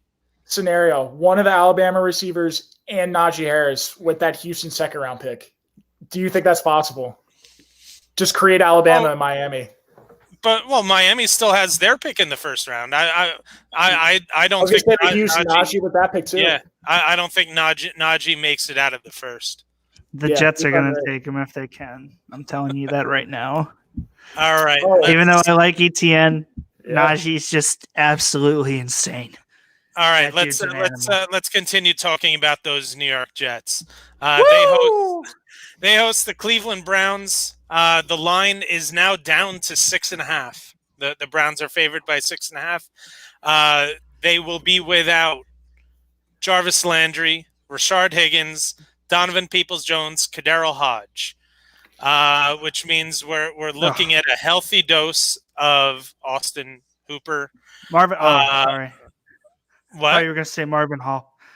Derek Willis. Scaring me. The aerodynamic play of Derek Willis and what other receiver are they playing? They only have 3 receivers left. Yeah. They literally Jamarcus Bradley. Receivers. Oh my gosh. He's a starter. Kareem Hunt's going to go in the slot today. I think we can all agree there. Kareem Hunt's going to get a lot of receiving work. Nick Chubb and Kareem Hunt are going to get a lot of carries. Chubb's going to get 50 carries. I think Hunt's basically going to be used as a receiver. I don't see a world that he's going to run and go play the slot receiver. I think he's going to basically be a receiver. 13 personnel every single snap. It's going to be 2 or 3 tight ends on the field every single snap, unless it's an obvious passing down. Honestly, I like all 3 of them. All 3 of them: Hooper, Bryan, and Njoku. Njoku, I think, played receiver at some point. And Njoku's going to be on the field Yep. Yeah, I absolutely think you can play Any of them. three of the tight ends. It's not going to be terribly out of the norm. They play 13 and 12 personnel more than anyone in the league. So, like, the line compensating as much as they have towards the Jets, I mean, 6.5 is still a lot of points, and they're coming off a big win, but I still like Cleveland to cover there. Yeah. I still expect them to run the ball well. The Jets are also the 32nd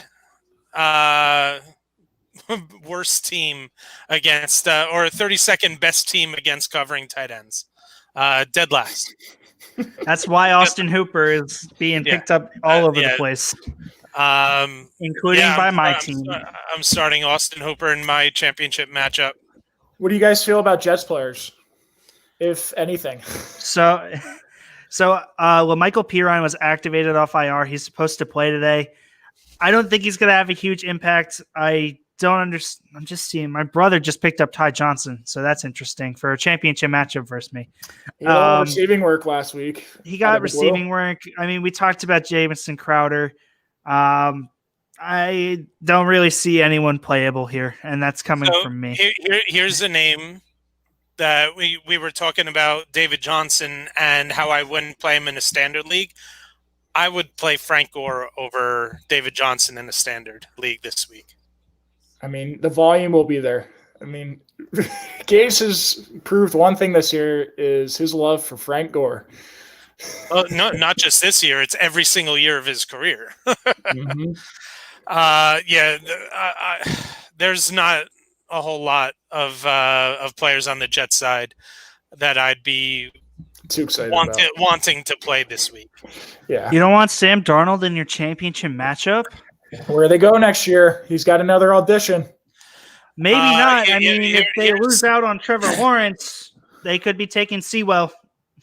Speaking of where Sam Darnold may be playing next year, should the Jets decide to go with a quarterback with their first pick, there's a matchup that he could go to either of these teams, and that's the Indianapolis Colts at the Pittsburgh Steelers.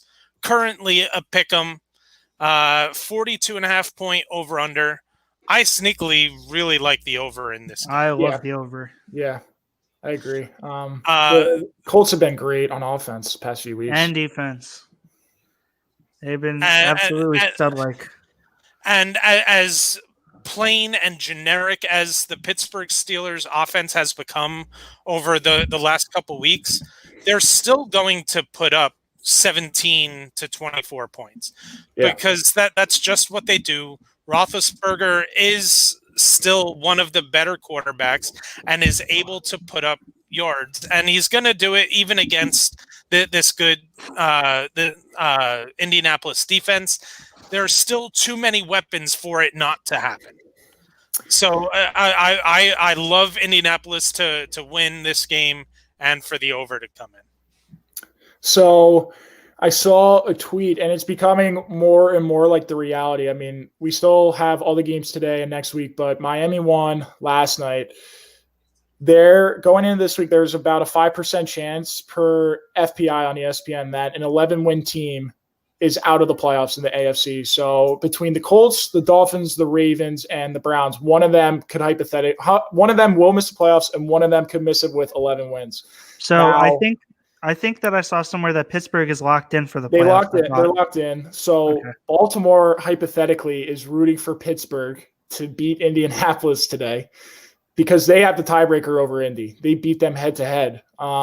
So Baltimore fans are rooting for the Steelers today. That probably will never happen again in any other week. But that's where we're at. This is a huge game for playoff implications. Both these teams are similar stylistically. They have the aging quarterbacks, not the flashiest offenses, but they throw it a ton, both of them. And both of them rely on good defense. The line has shifted dramatically. So it was, I think, -3 Pittsburgh to start. Then it went all the way to Indy being favored by 2, and now it's back to a pick'em. Or I think Pittsburgh might even be a 1-point favorite, right, Ryan? The line I saw this morning is a pick'em. Yeah. So, I mean, it's moved a ton. I personally like Indy. I just think Pittsburgh's offense is completely broken, and I'm not willing to bet on them to fix it against a good Indy defense. They looked awful against Cincy on Monday night. So, I like Indy to win. And I think Philip Rivers is a great fantasy play. I mean, he's been a stud the past month, and he's been so efficient, and the Pittsburgh defense is very injured at the moment. Yeah, I mean, since week 10, 16, 22, 18, 19, 17, 17, he's been consistent. I mean, if you're looking for a floor because you had Kamara or Gaskins and you're just trying to hold the line, this guy's the guy for you. You don't want to risk Lamar putting up a dud. I have the chance to pick up a Phillip Rivers in it's a super flex that I'm playing in. But I have Justin Herbert and Lamar Jackson. You're not starting Rivers. I literally – No. I don't know. I literally just said it. I am afraid of Lamar this week. I'm afraid of Lamar, period. So I am the Kamara owner. So – yeah, no, I know it. But I don't know. If you're looking for consistency, I actually like playing Rivers over Lamar there. Yeah, Probably because I'm afraid of Lamar posting up a dud. I was going to say, I don't hate that, but I'm definitely playing Herbert over both. 100%. Yeah, I'm not advocating for that. Trust me. But literally, right before you started saying that, I had said, if you're looking to play him over someone like Lamar who could post a dud, I might do that. Just because of the consistency. You don't need 25, 30 points because you're already up by so much. If you just get, 15, 17 to hold the line, I would do that, honestly. Okay. And going back to Pittsburgh, just with the receivers, I think I'm out on Chase Claypool. I think you can't play him this week, but I think Deontay Johnson has cemented himself back in as the top receiving option. I mean, he had a touchdown last week, and they were just feeding him in the second half. You have to worry about the drops, but I would feel comfortable if you need to play him for a flex spot or a wide receiver 2 spot. I'm good with putting in Deontay. When I think ESPN's coverage of the game last week really made some Deontay Johnson owners feel a little bit more at ease with the amount of film that they showed with him working in practice, knowing that he's had the case of the drops over the past couple weeks, and that he spent the entire week making sure that it wasn't an issue, and it wasn't an issue. He was not the problem for Pittsburgh this past week. Did you see? There was somebody who was down by or was winning by 0.46 points.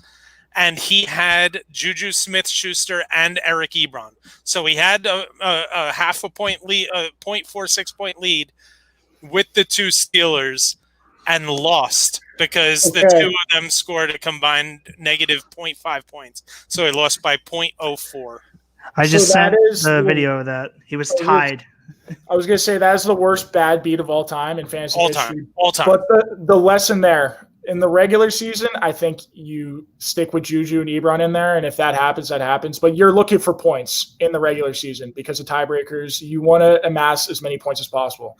In the playoffs, if you have a guaranteed win going into Monday night, unless you're up by 40, if you have something really close like that, and you have another player in the lineup, you got it. I mean, that's the lesson. You got to take it out. The only issues that I know I'm part of 2 leagues that require you to start somebody in every position.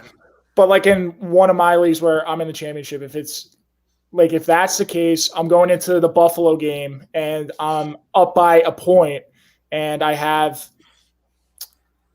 Zach Moss in there. Yeah, I was going to say, yeah, that's actually I was going to say, if I want the defenses, I'm definitely taking them out. Yeah. If I have the kicker, I'm definitely taking them out. I pull the defense and kicker all the time if I'm going into the Monday night up by a couple. The kicker, unless you get negative points for missed kicks, because if you don't get negative points for missed kicks, then it doesn't really matter. Because every league that I do, I have the negative. The video I just sent you guys, it was a kid that was tied in his championship week, and he had Juju was his opponent. He had a 99% chance to lose the game. Yeah, I saw that one. Yeah, and it was tied. There was no decimals. It was a standard league, and Juju fumbled, and he won his league on Juju's fumble. Unreal. TikTok boy. Yeah, now he comes out and says that he's not going for the betterment of my team. Yeah, he's not on the Steelers next year. Big yikes. No, he's not on the Steelers next year. He'll come to the Jets. I was going to say the Jets will probably give him like 5 years and $80 million. What do you think about a possible Darnold for Juju swap? I thought that Juju's a free agent. He is. No, he is. Yeah. That would have been interesting, like mid-year though. That would have been all right.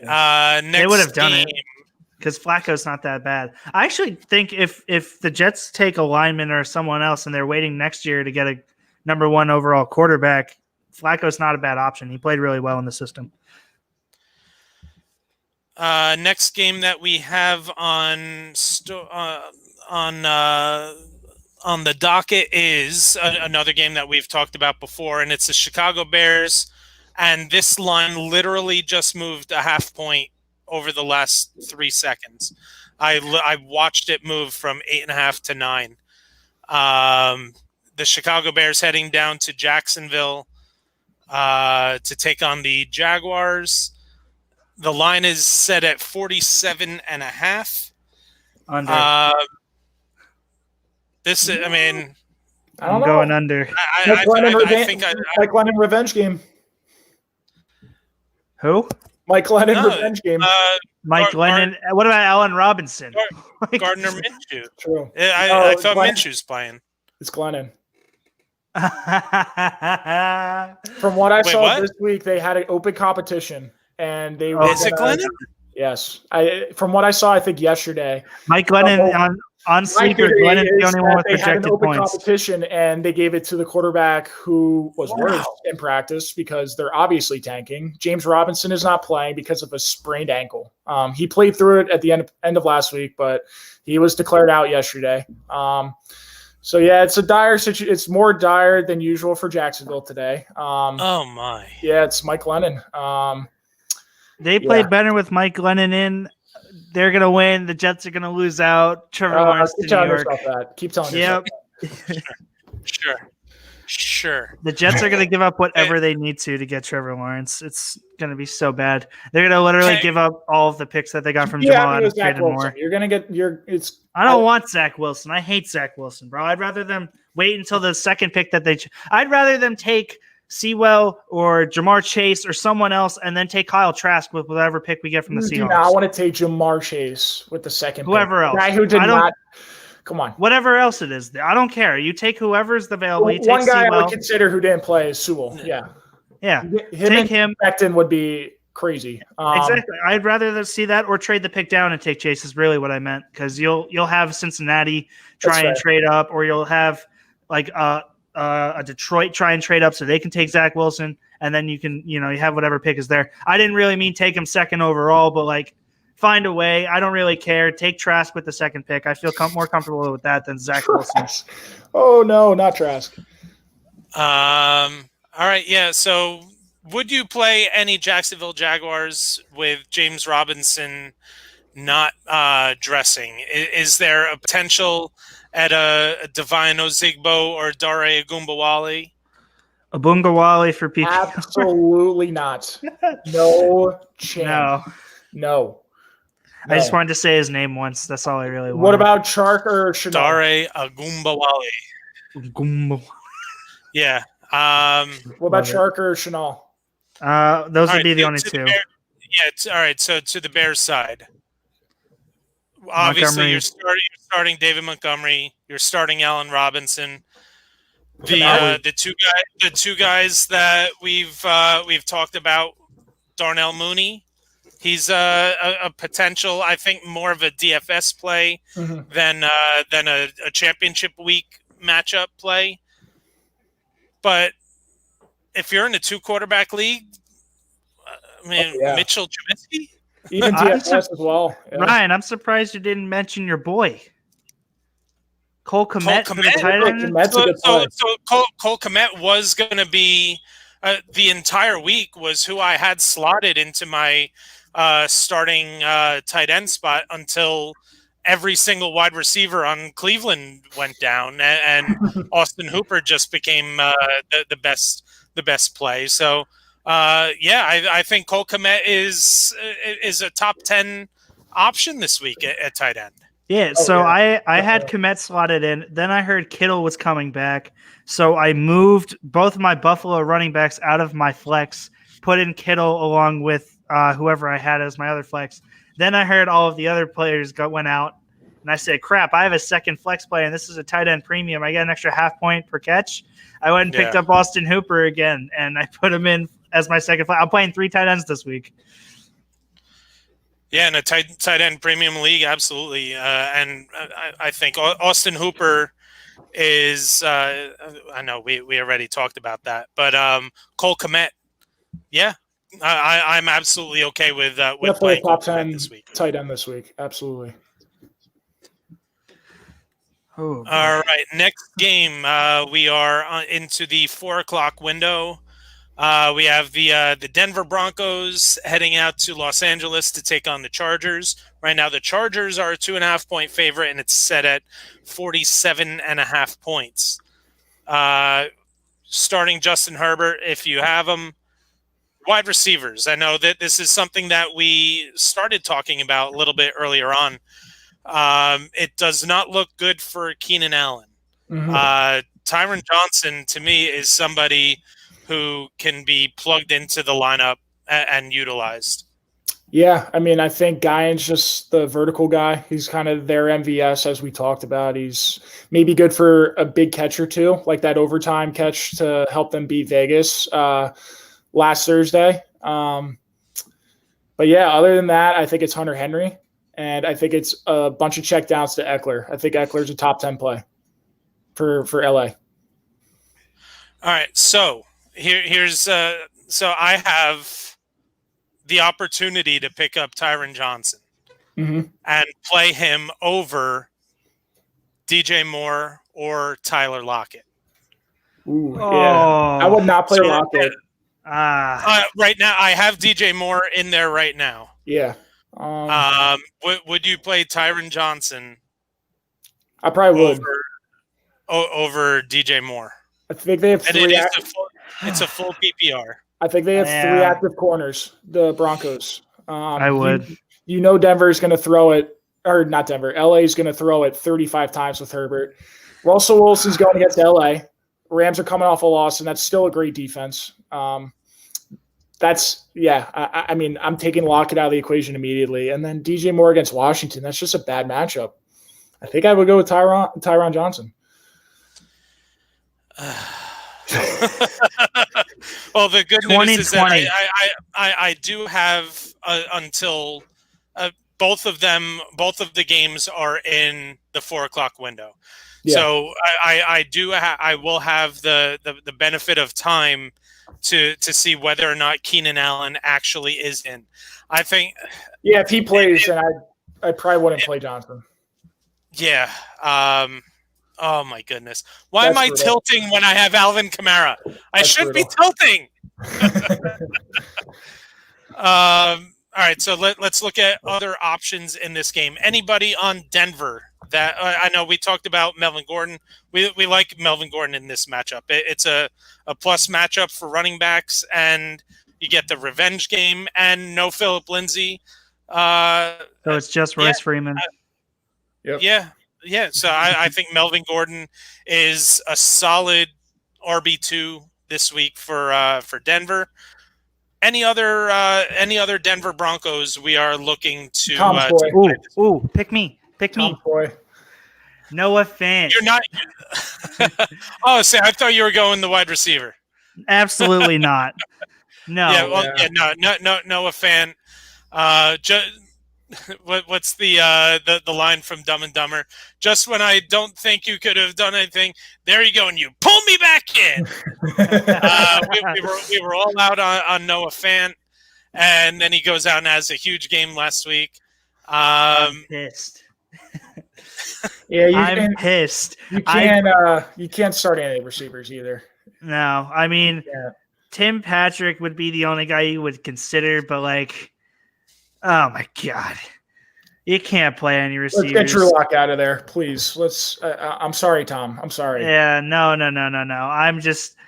He needs another year to develop, but they don't really have a year with the win now mentality that they're kind of building around. They need to get someone in there. I like Drew Lock. I think he'll be great somewhere else, or if he gets more pass protection. But Fitzmagic? I don't know. Fitzmagic potentially. Darnold. I mean, yeah, Darnold's not bad. Winston not be a bad option there. I like to see Winston there. Ooh, yeah. Right. I mean, get him some weapons again, like he had. If Teddy Bridgewater gets cut, he's a possibility. Yep. Yeah, I don't envision a world where Locke is the quarterback there next year, but I mean, they might give him another year because they use such a high. Give him another year, and they bring in someone to compete with him. I think that's actually probably the most likely. And they'll try and get him some more line help because they lost a lot of guys last year because their line was so good. Yeah. Like I know we took McGovern, but yeah, Noah Fant. There's not really a lot to say. The tight end landscape's so small. Just came off a huge week, but he's the only guy on Denver other than the running back Melvin Gordon that I'd look at. And that is a game I'm not betting on because not betting. Nope. You just don't know with either of those teams week to week. Those are good. These are really strong lines. 2.5, 47.5 is right in that wheelhouse where I'm like, I'm not comfortable betting either the over or the under in that one. Yeah. All right. Then we have Derek's Philadelphia Eagles going down to Texas. 3-point favorites over the Dallas Cowboys. The line is set at 50.5 points. So Zeke is back this week. Rip Tony Pollard. And that just hurts the Cowboys because Pollard is better. I mean, right now. Yeah. Is Pollard a free agent this year? No. He was drafted last year. Yeah. Yeah. So so it's 4 years. Yeah. Yep. Oh, I thought that he was wow. I thought he's been a couple of years removed, not a second year guy. God dang. Mm-hmm. Yeah, second year player. And a healthy Tony Pollard right now is better than the current banged up Ezekiel Elliott. Mm-hmm. And can we just talk? I actually think you can still play Tony Pollard this week. Yeah, depending on your landscape. I think punt play in your flex for Tony Pollard is not a bad move either. I mean, we saw him break off a huge run last week. He's capable of doing that even when Zeke's there. I mean, he's capable of breaking off that huge play. And who's to say that Zeke stays healthy the entire game? Yeah, exactly. I was going to say, I still think Pollard is going to be in line for double-digit touches. He should be, considering Zeke's not going to be 100%. I just feel this needs to be said. Zeke has 5 touchdowns on the season, and Alvin Kamara scored 6 touchdowns on Friday. Yeah. I can't let that go unnoted or unsaid. It's not a great contract for the Cowboys, the Ezekiel Elliott contract. Now, in terms of betting, I mean, I think the Eagles. Tony Pollard has 4 touchdowns on this. Everything tells me the Eagles should win this game, but I mean, if there's one certainty in the past 5-6 years against the Cowboys, is that we split with them. We beat them just because they had Ben DiNucci in a quarterback the first time. Carson Wentz was awful, so Jalen Hurts elevates them alone. I mean, they've looked like a solid football team the past 2 weeks. It's against 2 decent teams. I think the Eagles should win this game, but I'm not willing to bet on it in terms of fantasy plays. I'm comfortable with Miles Sanders. He was held in check last week, but I mean, it's still Dallas. You're still playing against that Dallas defense. I'm not comfortable with any other Eagles, though. Maybe Goddard for tight ends, but that's it. Yeah, the wide receiver landscape there is so all over the place, and none of them really have a great day ever.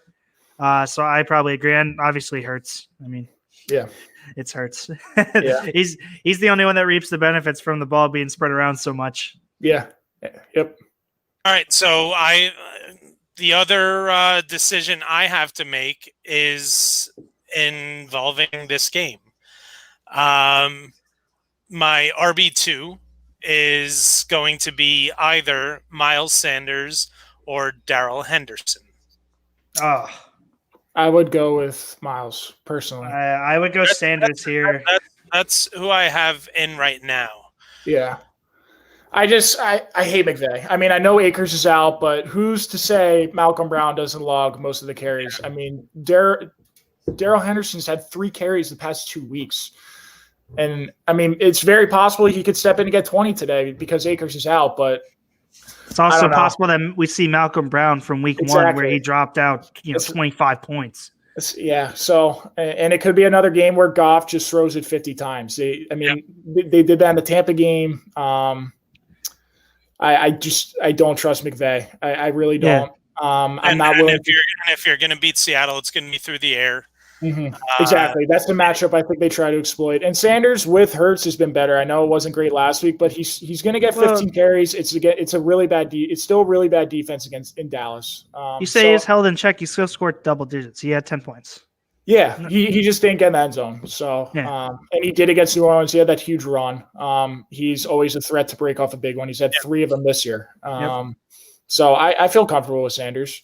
Any pass catchers on the Eagles side that you're willing to play? Because you would think that you have someone like Jalen Hurts who's been passing the ball with as good efficiency as he has been is going to yield at least 1 pass catcher, but he has spread the ball out incredibly well. Yeah. We've seen Zach Ertz get his few catches, Dallas Goedert get his few catches, Greg Ward, Fulgham, Rager, Jalen Rager, and now Deshaun Jackson's coming back.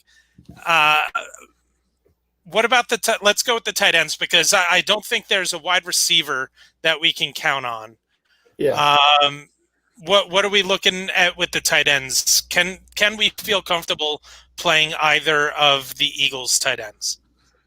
For me, definitely more so Goddard than Ertz. Yeah, I don't want to put in Ertz at all. I think that his time in Philadelphia is done. I was going to say Goddard he's gotten the majority of the snaps now. I mean, he is the tight end one there now. So I feel decent about Goddard, but I'm not starting Hurts in DFS or any fantasy formats. You mean Ertz, not Hurts, right? Hurts. I'm making sure. We're starting Hurts. We're for sure starting Hurts. What about on the other side? We have a question. Dalton Schultz or Jonnu Smith? Yeah. The Eagles are going to be the odd one out here. I already know I'm going to. I mean, Jonnu was decent last week, but he doesn't even run enough routes to be considered for me. He's always blocking for them. Ferkser gets more looks than Jonnu at this point in the tight end spot. So I go with Dalton Schultz. Maybe I'm not going to be alone. Who knew? I thought Derek's love affair would blind him. No, it's over. The Packers have actually been the 5th toughest matchup against tight ends this year. So that's another reason why I do like. You get 300 yards tonight. All right. Yo, and quick, Mark. Okay, so dang. Hansen over Hardman PPR. Yeah. So this was the question we referred to earlier. If you're looking for the major upside, then it's going to be Mecole Hardman. If you're looking for the safe play, it's going to be Chad Hansen in the PPR, because Hardman can very easily have a 2-catch for 60 yards. Yeah. And Hansen could easily have a 5-catch for 40 yards, and Hansen's then the better option. So I think that, as we said earlier, the safer play, if that's what you're looking for, is going to be Hansen. The upside play, if you need the points, the Hail Mary, the upside, the swing for the fences kind of play, it's going to be Mecole Hardman. Yeah. All right. We've got 3 games left. The Rams and the Seahawks. Right now, the Seahawks are 1.5-point favorites. It's in Seattle, and the line is set at 47.5. What are we doing about Russell Wilson? Because I called it last week. My dud was Russell Wilson, and he threw for under 160 yards, 1 touchdown, 1 pick. Not only 160 yards, he threw 121. He didn't even hit 125 in the air. What are we doing about Russell Wilson, who we've seen get affected by pass rush this year, especially over the past couple of weeks? And the Rams have this guy. I don't know if you've heard of him. His name is Aaron Donald. He's pretty good at football. Is he good at football? I mean, that was kind of the start of Russell Wilson's downfall. Was the first time they played the Rams. It doesn't get easier going from Washington to LA. I get they lost to the Jets last week, but it was still a great defense. This is not the bounce back game from Russ. The only game he's looked like himself the past 2 months is the Jets game. Sorry, Tom. But yeah, I mean, don't pull the punches. I'm good with there are probably 8 to 10 guys I like over Russell Wilson this week, legitimately. The only guy I really love on Seattle is DK, and he was held in check against Jalen Ramsey the first matchup, but I'm just not willing to bet on him being shut down in the same calendar year twice by the same guy. I think DK bounces back from that first matchup, but for Russell Wilson, I don't love it. I don't love playing him this week. If DK is held in check again, and I know that you're saying he's not going to do it. I get it. If he is, I think in last time once DK was starting to kind of get in that little rut versus Jalen Ramsey, they just kept trying to force him the ball. I think if that rut kind of comes out again, instead of trying to force it again or trying to get the run game going, they're going to start to utilize Tyler Lockett. But are you willing to gamble on that? Because he's done nothing the past month. Look, I agree that Wilson's, obviously there are 8 guys ahead of him, that, like you said, but probably all 8 of those guys are taken. So now you're really looking at it as, do I stick with Russell Wilson in my championship matchup, or am I going to pick up a guy like Newton? So what about this? What about this? Russell Wilson or Baker Mayfield? Russell Wilson. Browns don't have receivers. Russell Wilson or Ben Roethlisberger? Russ. Same matchup, Russell Wilson or Jared Goff? Goff, just because the Seahawks defense sucks. Oh my God, how are we talking about this? So like probably Russ, but I could see where Tom's head's at. I think it's a coin flip. Russell Wilson or Matt Ryan? Oh my God. Probably Russ. I think Matt Ryan's awful. I just think he stinks. But again, he does end up salvaging his games every week. One more. Fantasy. Russell Wilson or Mitch Trubisky?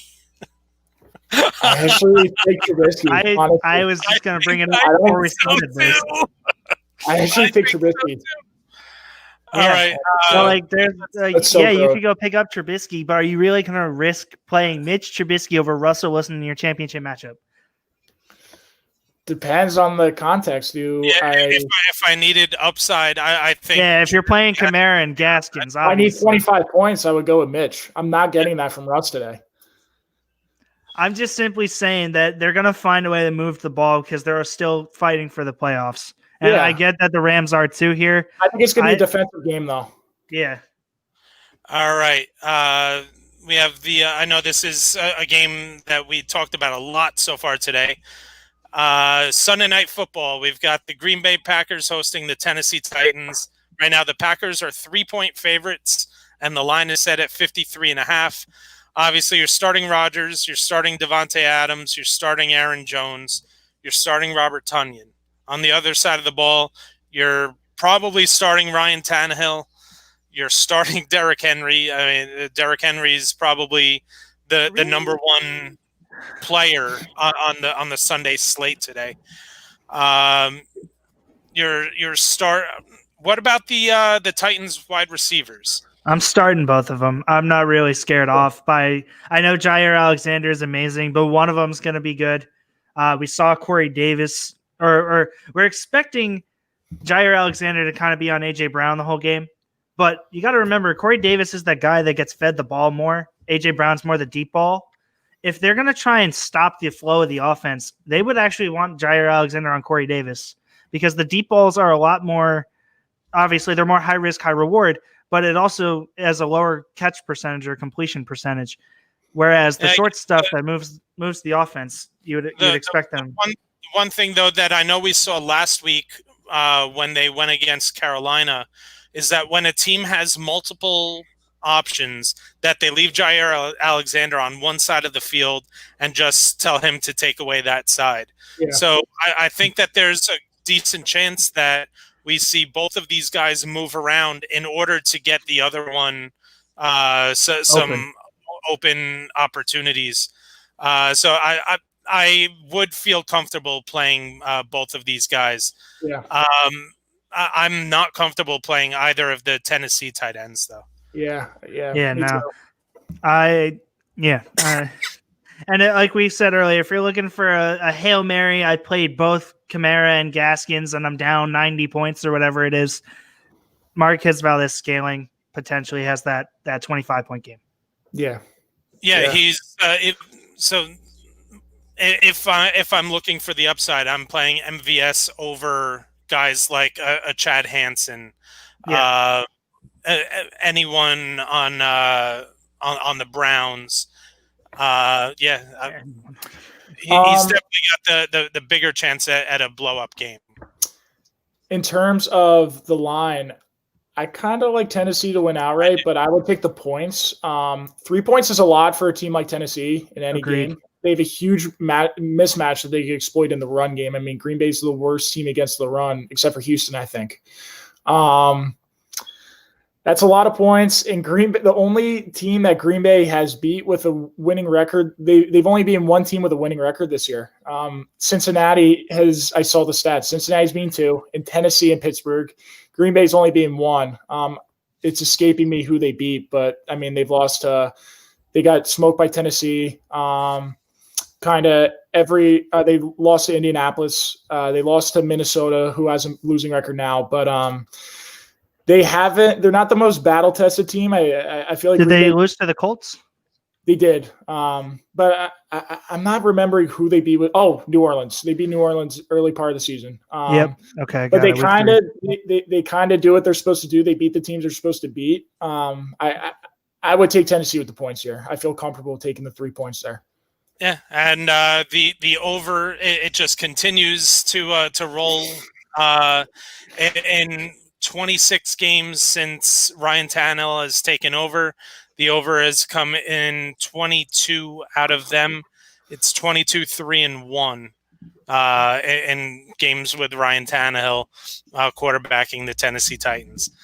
All right, final game of the Week 16 week. Buffalo heading to New England to take on the Patriots. Buffalo is favored by 7 points in New England. The line is set at 46 points. Josh Allen, we're playing. Stephon Diggs, we're playing. Cole Beasley is a definite flex option. John Brown should return this week, right? He's questionable. I know he got in some limited practices this week. I feel like they should save him personally. I think they're going to end up saving him just because they know they're doing the playoff run. They got Gabriel Davis, who's capable. I think Gabriel Davis is a flex option. Yeah. There are other players that I would prefer over him, but there are worse guys you could go with. And I'm not playing anybody on New England. What about the running backs for Buffalo?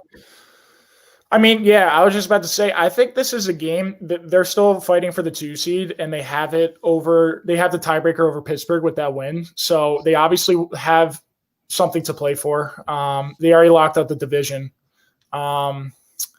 It's a mismatch that they can exploit. The Patriots' run defense is awful, and going into the playoffs, I think that's something they want to figure out. I think Zach Moss has kind of proved that he should be the guy, especially in the playoffs. He's kind of that consistent 4-yard a carry guy that they'll need to chew out clock at the end of a game. I think that's something that they try to figure out in this game, something they work on more. So I don't think it's going to be a ton of points this game. I mean, we know what New England is. They're going to just feed the ball to Damian Harris, run the ball with Cam Newton, limit their passing attack as much as possible. It's a very limited passing attack. So I think it's going to be a low-scoring game. I like Buffalo to win. The only Patriot I would consider is Damian Harris.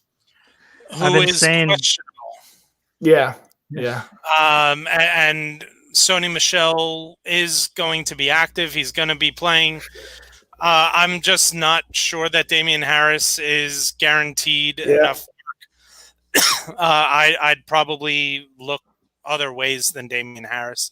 I'm not starting any Patriot. Yeah. Agreed. All right, boys, that's going to wrap it up. Time for me to go tilt while watching my my championship play out.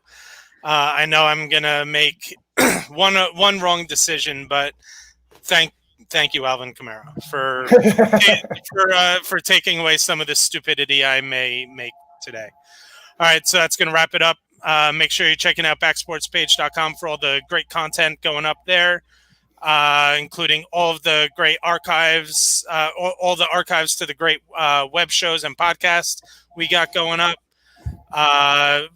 You can follow me on Twitter at rstern33. You can follow Derek at Derek Mountain. Tom is at THB315. Guys, let's we'll get together next week for those people who are playing in Week 17 championships, but also for those of us who are going to be playing some DFS. DFS, baby. And we'll definitely get into more of the guys that we're looking for ADP for next year. So again, good luck, everyone. Good luck in your Here's the money today. weeks. And yeah, let's bring home some championships to the podcast, to the web show. All right, guys, that's gonna do it. Enjoy your Week 16.